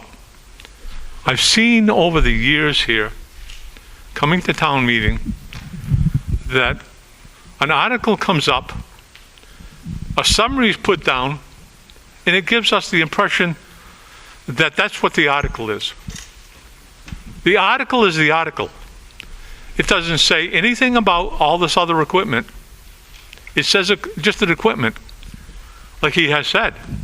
Infield groomer. Wasn't bought what we passed. A dump body for a truck. Wasn't going on a truck. Debt exclusion for the police station. We were told it was a two-year debt exclusion on a summary. It didn't happen, folks. We're still paying for it. Past 2 years. So time and time again, you can't end up voting for somebody or an article. If it doesn't spell out in the article, it's not something you want to pass. Now, if this had said that you had that machine with this piece and that piece, I would have supported it. But it doesn't tell us really in that article. Is he going to substitute stuff? Don't know. Is he going to buy something extra? Don't know. But we've been burnt too many times before. That's my concern for you, the taxpayers. I want you to get your money's worth, and this article doesn't spell out what you're getting for that machine. It says $213,000 for a multitask machine and doesn't say anything about the attachments. If it had all the attachments on there, we'd probably end up, the recommendation by the advisory would have been a lot different. But we had 4 people that was basically said no to it. So that's, I want to point that out. Thank you. Thank you. Further discussion, Article 19. Thank you. Mr. Moderator. Yes. Julie Richard, Select Board Member. Thank you. Just to remind everyone on these articles, they were previously reviewed by Town Council. That's just a fact. And if you look at the article and the wording in this particular article, it also states, or any sum lower. That's all I have to say. Okay. Further discussion, Article 19. Further discussion, Article 19. All in favor of Article 19 signify by saying yes. Yes. Opposed? No. Article 18 passes at 9:18.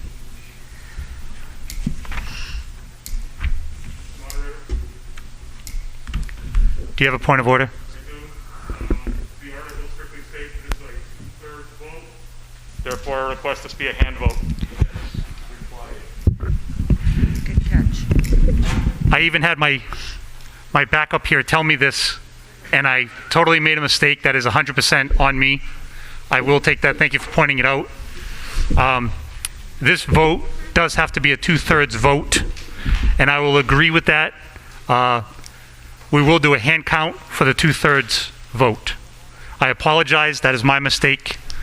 Nothing is going to change. If you voted no, you vote no, and if you voted yes, vote yes. We're just going to do a hand count. I apologize. Give me 1 second.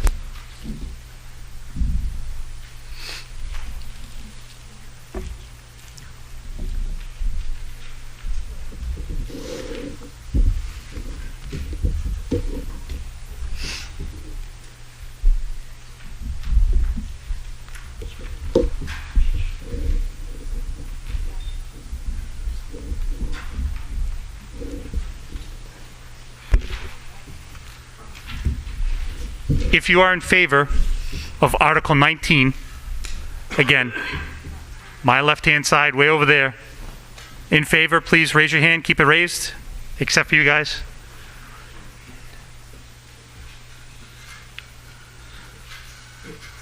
Thank you. My people in the center, right here, except the advisory committee. People in the center, yes, keep it raised, please.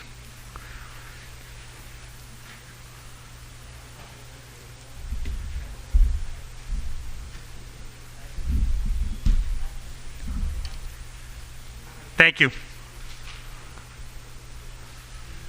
My right-hand side, yes, keep it raised, please.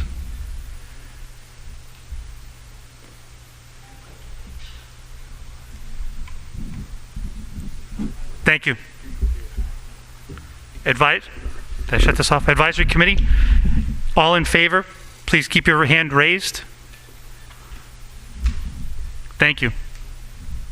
And up on my stage, in favor, keep your hand raised. Thank you. If you are not against it, you are opposed to this, far left, keep your hand raised. Thank you. Just the center, if you are opposed to this, keep your hand raised, please.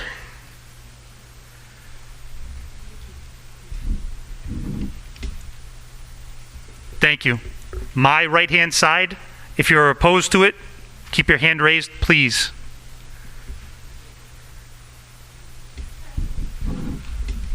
Thank you.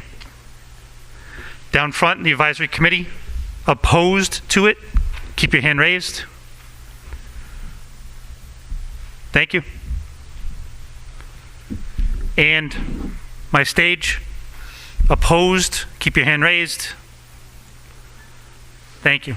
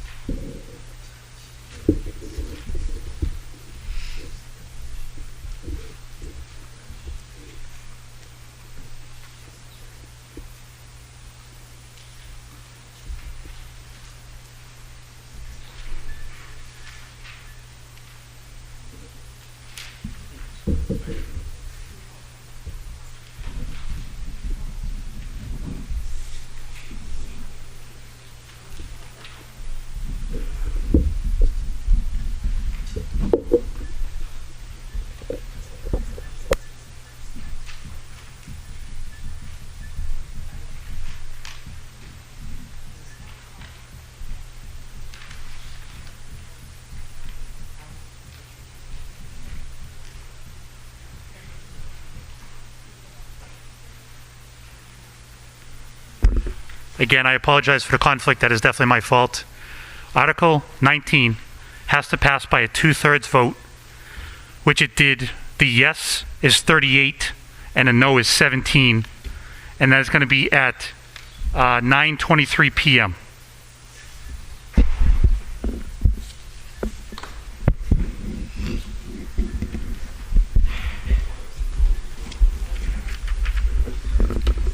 Article 20.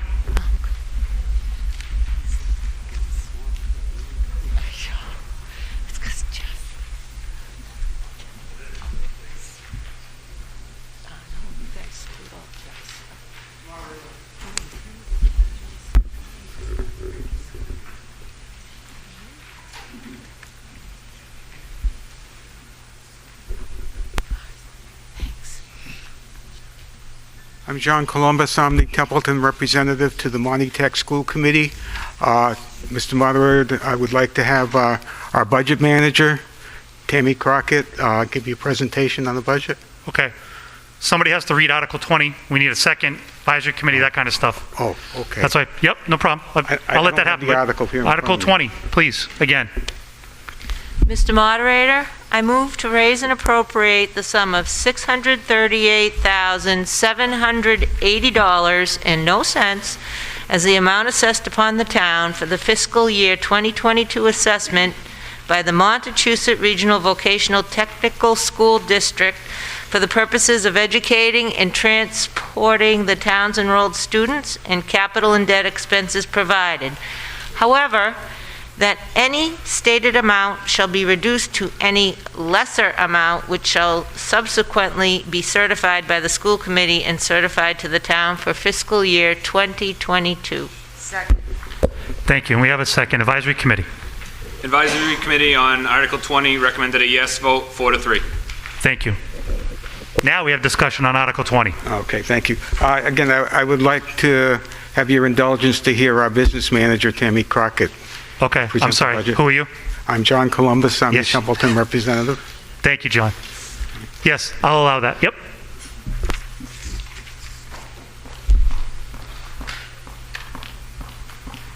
And if you could just identify yourself, please. Sure, thank you. Tammy Crockett, Monty Tech Business Manager.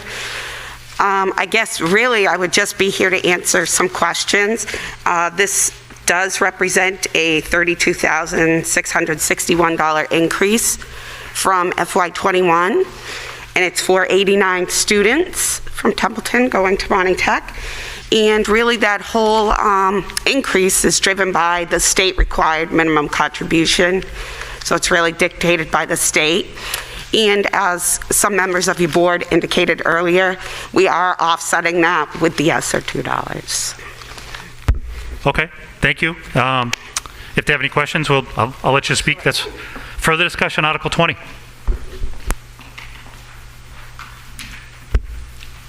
Further discussion, Article 20. All in favor of Article 20 signify by saying yes. Yes. Opposed? No. Okay, so that passed at 9:26 p.m.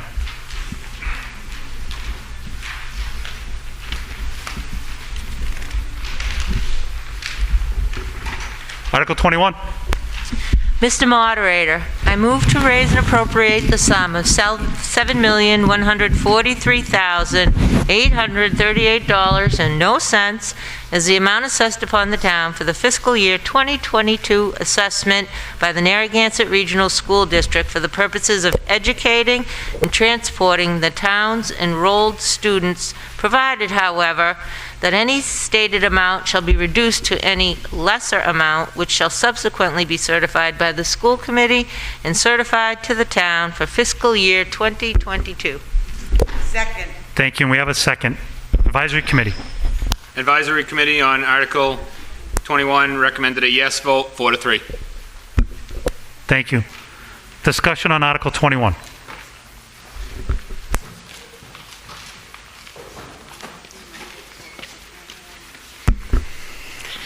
Liz Toth, 141 Gray Road. My question is, how much of this increase in the Narragansett School District budget is associated with the ESSER funds that becomes part of our minimum contribution next year? Can you answer that? Sure, I don't know if you want to use the same microphone or, and again, just identify if it's on behalf of the committee or yourself or. Robert May, 137 Shady Lane Advisory Committee. For the Narragansett Regional School District, the use of one-time ESSER funds is $139,403 for the increase in MLC specifically, which is the minimum local contribution. Okay, does that answer your question? Partially. Okay. So the follow-on question is, why is this included in our minimum contribution? Because next year, we won't have that $130,000, which means it increases our overall budget. for the school. And I'd like to have a justification for why that has been allowed. Okay, And I guess that is to, first of all, to the select board. okay. I will let the select board, I understand the superintendent's here as well. But if the select board Okay, wants well, if the somebody, superintendent wants, I'll answer either way. that's, would you like to recognize him? Would you want to? Tim wanted to go first. Good. I will let the superintendent answer the question. I do have some additional info to follow. Tim Toth, Select Board Member. Thank you.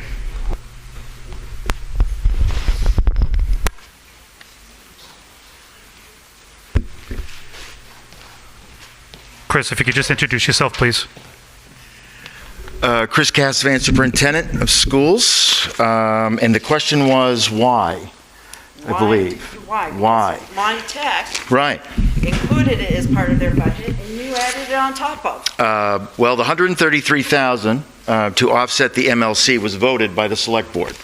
They had that option. Okay, I'll go to the select board. Why did you approve it? Okay, let's direct the questions in the correct, it's not just kind Okay, of. I'm sorry. Okay. To the select board, why did you approve the increase in the funds? Okay. And again, I said I would address this. Tim Toth, Select Board. For those who watched the meeting, I was not in favor of the acceptance of the ESSER funds. Let me make that perfectly clear. I was one of 2 members who voted against the use. That said, the Select Board as a board voted in favor of the use of ESSER funds.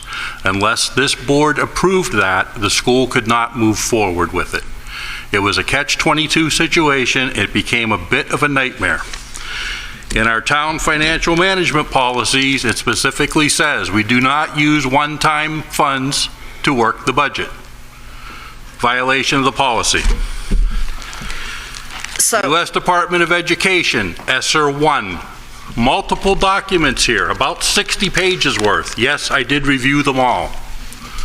That was the first dole out back in December. ESSER 2 rolled out to us, a part of the CARES Act, and it is just as frequently as yesterday is back in the Senate Ways and Means Committee and back on the table. ESSER 2 has not been fully identified. What are all the strings attached? Yes, using these monies puts us at a structural deficit in the out years. There is now discussions of an ESSER 3 under part of the American Recovery Program Act. We don't know what the strings are. It's a 282-page document that went through the U.S. Senate. Today at 4 o'clock till 5 o'clock, I was watching a Department of the Treasury webinar where another 151 pages of material were presented. I have not had a chance to read through it, but the bottom line is we still don't know what's going on. So we are using recurring, what's being said is a one-time fund, which is actually a recurring fund. DESE is yet to comment fully on it. The Mass Regional Schools group is refusing to fully comment on it. And yes, are you confused? I am as well. But I do take this very seriously. I am watching this with extreme diligence. Can I have a follow-up question to the... Last one, there's other people waiting as well. Okay, sorry. Are you going to give us back the $130,000 next year? Chris Cassavant, Superintendent. Thank you. You could have had the $133,000 right off the bat. The Select Board voted it. So the fact of the matter is, that's how it happened. They had to authorize it, they authorized it, they took it. They never had to accept it from the first place. Thank you. Mr. Mayor, you're next. Further discussion, Article 21. Robert May, 137 Shady Lane. How you doing, Dr. Cassavant? Terrible, thank you. All right. Yeah, I know. I understand Dr. Cassavant was absolutely correct. The Select Board approved the 139,403. The question, to clarify a little bit on top of that, if I'm not mistaken, and I'll speak to Mr. Moderator, thank you very much, sorry about that, Mr. Moderator. there is an additional sum of roughly $188,000 being utilized to secure the general fund, because this ESSER funds of $139,403 actually only get us to the $20,057,000 number, not the total number that the school is looking for in their general fund. So our responsibility, and again, please correct me if I'm wrong, is for 86% of that $188,000 next year. So we're looking at $161,000 roughly is the 86% of the 188. You following? It's $161,000. Then we got $139,403 from the ESSER 2 funds, which is about $300,000 in one-time funds being utilized for this present budget. Now, you look on top of that, and I know that this will be another thing, but the school itself, out of its own accounts, is using $480,000 in one-time funds, their E&D account, to also balance this budget.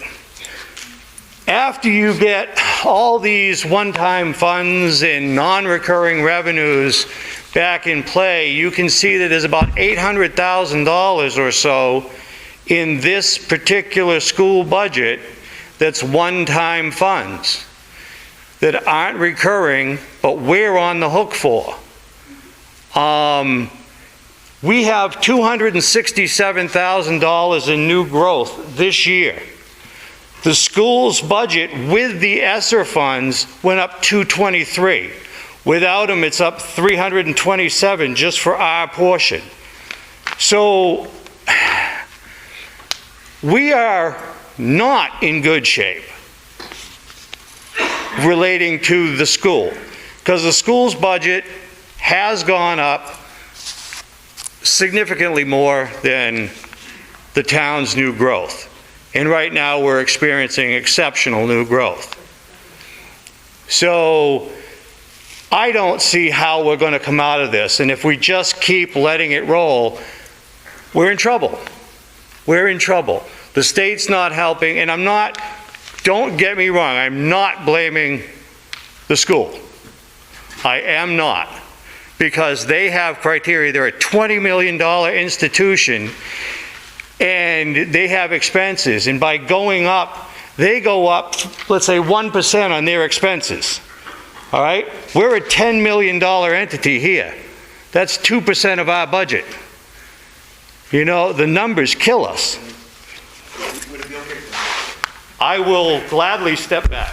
Okay, thank you. Sure, if you'd like to help explain some of that I'll Chris Cassvan, Superintendent. In general, yes, all of it. Just with the one exception, though, Bob. When we start talking about the E&D, which is not a great solution to use, I wouldn't count that as one time, just because we have used it every year. But the point is well taken. The point is well taken. But I wouldn't use the whole amount as kind of this one-time amount. So so you're absolutely correct. And so we've been working hard, very hard, since 2018, and it can be verified, but yeah, 6% increase in 18, we got it down to 4%. This is all Templeton, just Templeton, just so we're clear. 4% in 19, FY now, 5% went up on 20, everybody remembers that year, that was fun. FY 21, 3.4, and FY 22, 3.39. So we have been working hard to, on all sides, try to reduce basically our financial footprint, quite frankly. But just so you know, the increase overall, just for the whole budget, just for the entire budget, in that same span, went from 2.7, 1.7, 4.4, FY20, to 1.1, yes, last year, and now 1.6. We have, in fact, worked hard to do this. We had several, as I presented, special education, was a huge increase to us, and we don't have any, we just don't have any effect on that, and some other things. But I'm certainly not going to sit here and disagree. Using these one-time funds is not a good idea. Here's the problem.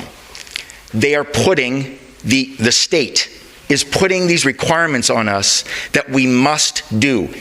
We don't have an option. So example, summer school. I receive about 15 phone calls almost a week about something to do for the summer. We're going to have summer school. We have to have summer school because we have to remediate. We have to close the gaps. I have to use monies to do that. Well, there's ESSER 3, right, or ESSER 2. I have to use 20% of the ESSER 3 funds just to close the gaps. I also am sitting kids at 3 feet. The math of this is ridiculous. I have to hire more teachers in order to sit the same amount of kids I had with one teacher. We all know this, and everybody understands that this is happening. I'm going to say 2 things, though. One, the state formula is broke. Bob, you and I have talked about this via email. It's absolutely broke. The Student Opportunities Act is supposed to help communities like this, but like regionals, and they have not. Why? We're held harmless, and it's ridiculous. 2, I'm not disparaging any other member town, but I got to sit through that meeting next week, and that should be fun. But the fact of the matter is, the increase here is palatable, 86%. So if it goes up X, 86% of it is this town's. That is what the regional, the RAC committee is trying to work out through the regional agreement in terms of whatever's going to happen. I have not disagreed one word, but these are the things, and never mind PPE and plexiglass and all the other things that we have to buy or did buy, but this is where we're at right now, and it is not good business. I'm not going to sit here and say that it is. So. Thank you. Mr. Springs next.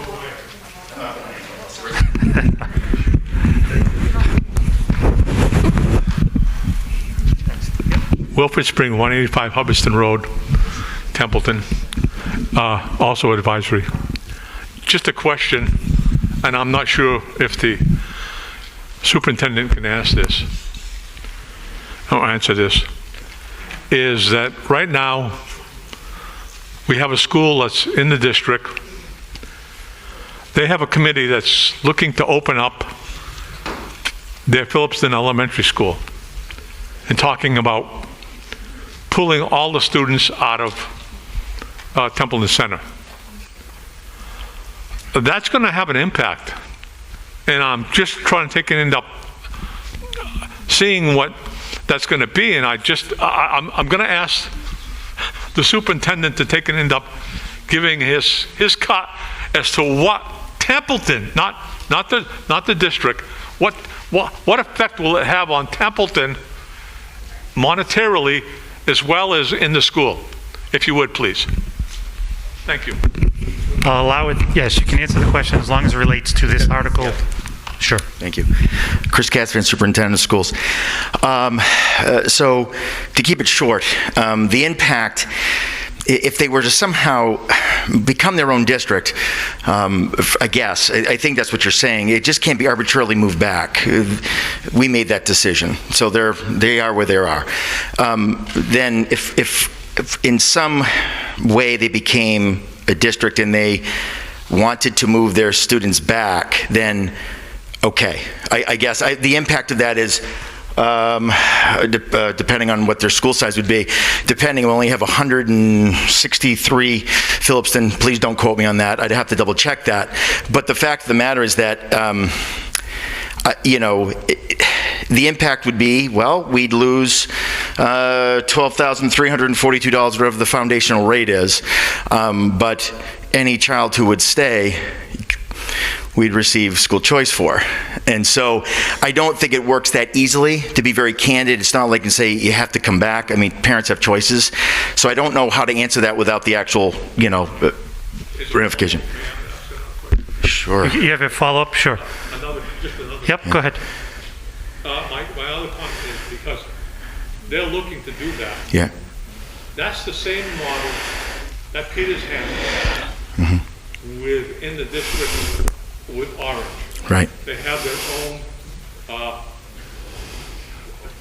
school board Yep. for their elementary, and so does it our. Yep. The town of Warwick just went through this because they had a beautiful school. Mhm. And I know that because I keep going that way when I go to It's gorgeous, Keene. yeah. And they did the same thing. Mhm. They ended up pulling their kids back into their elementary school. Yep. And I think they're setting up for a school, a school board very much like the. Mr. Moderator, point of order. Miss, oh, That's an impact. Sure. I would say very quickly, the regional agreement right now currently would require the town of Templeton and the school committee to approve any changes to the district, and that would include moving students to and from. Point of order. hold on. I think we've gone far enough about something we don't know, which we've already had that asked and answered. Okay, is that your point of order? Okay, I understand. I allowed them to speak a little bit if it in fact concerned this budget question. Okay, it's done. Next. Mike, I'm sorry, it was up before you, okay? That's okay. Tim Toth, member of the Board of Selectmen. Thank you.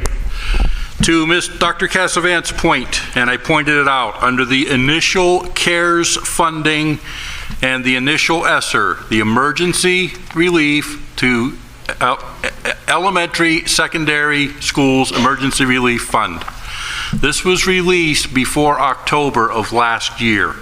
On page 2 of subsection B, it tells us we have 1 year to use the funds at state educational agencies, or we send that money back to the federal government, to the Secretary of Education.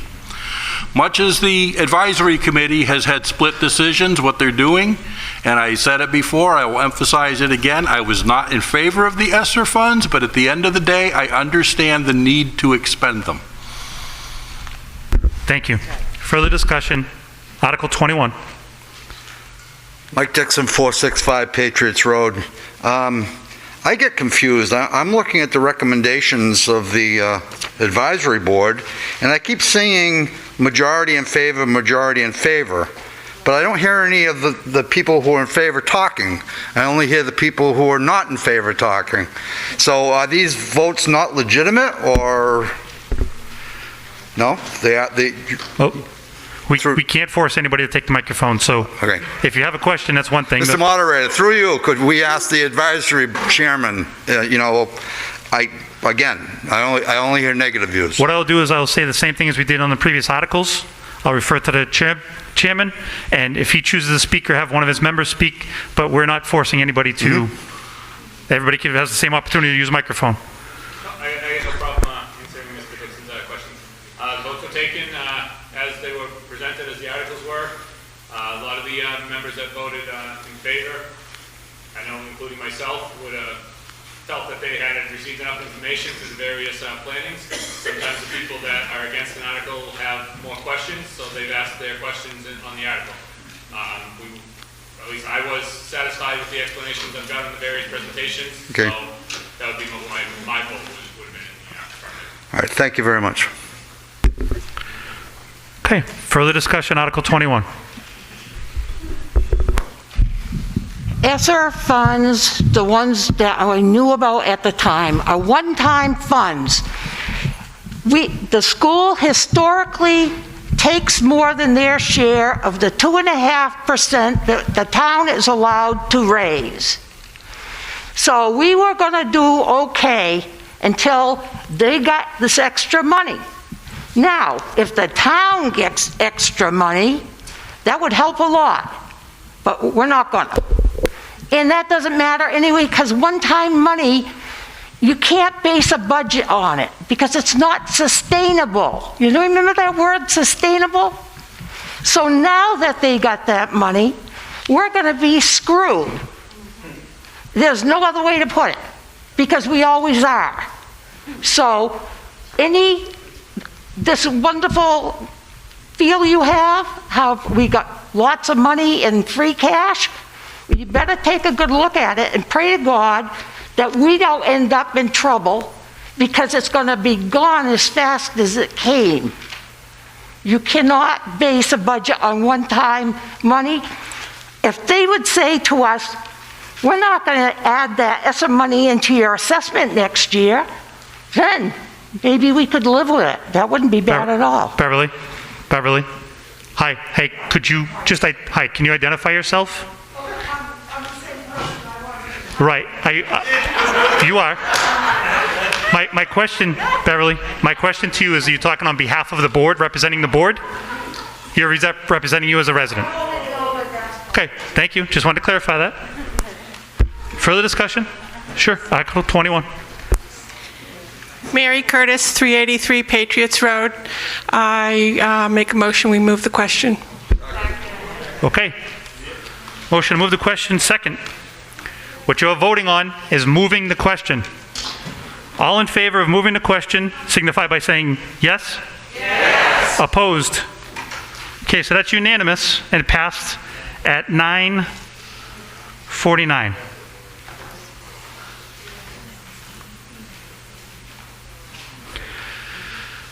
What you are now voting on is Article 21. All in favor of Article 21 signify by saying yes? Yes. Opposed? Okay. That also is, that is unanimous at 9:50 p.m. It is unanimous. Okay. I'm sorry. It was not unanimous. It passed at 9:50 p.m. I apologize. Thank you very much.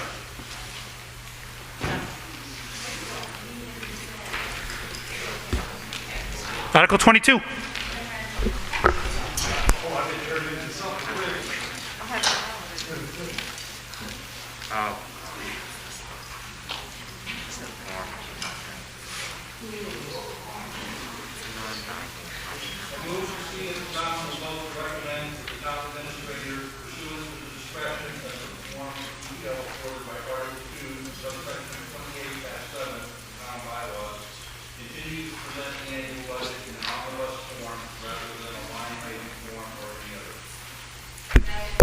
Okay, and we have a second.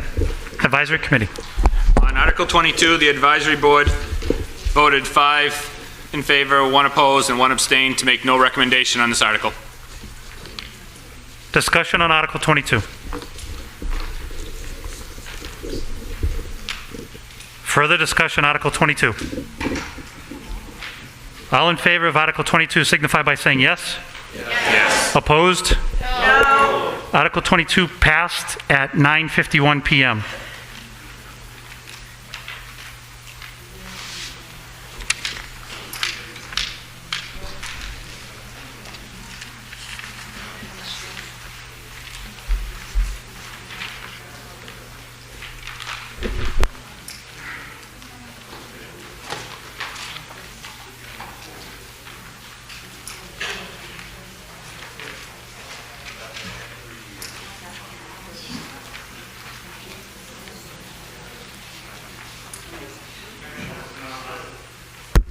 Article 23.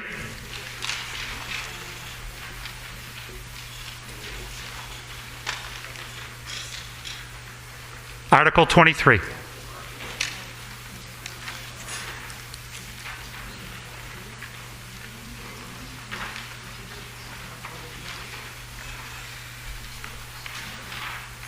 Having no article or second, there's going to be no action on Article 23. You need a time on that? No action? Okay, all right.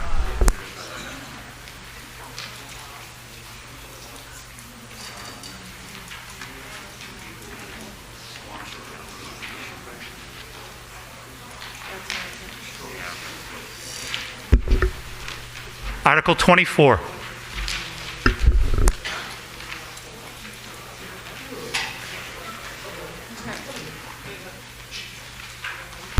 Article 24.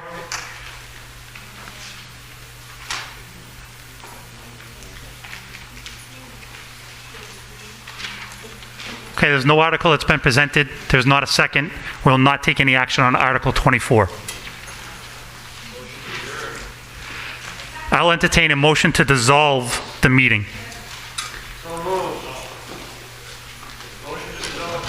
Do I have a second? All in favor? Anybody opposed? So it passed at 9:54 PM to dissolve the meeting.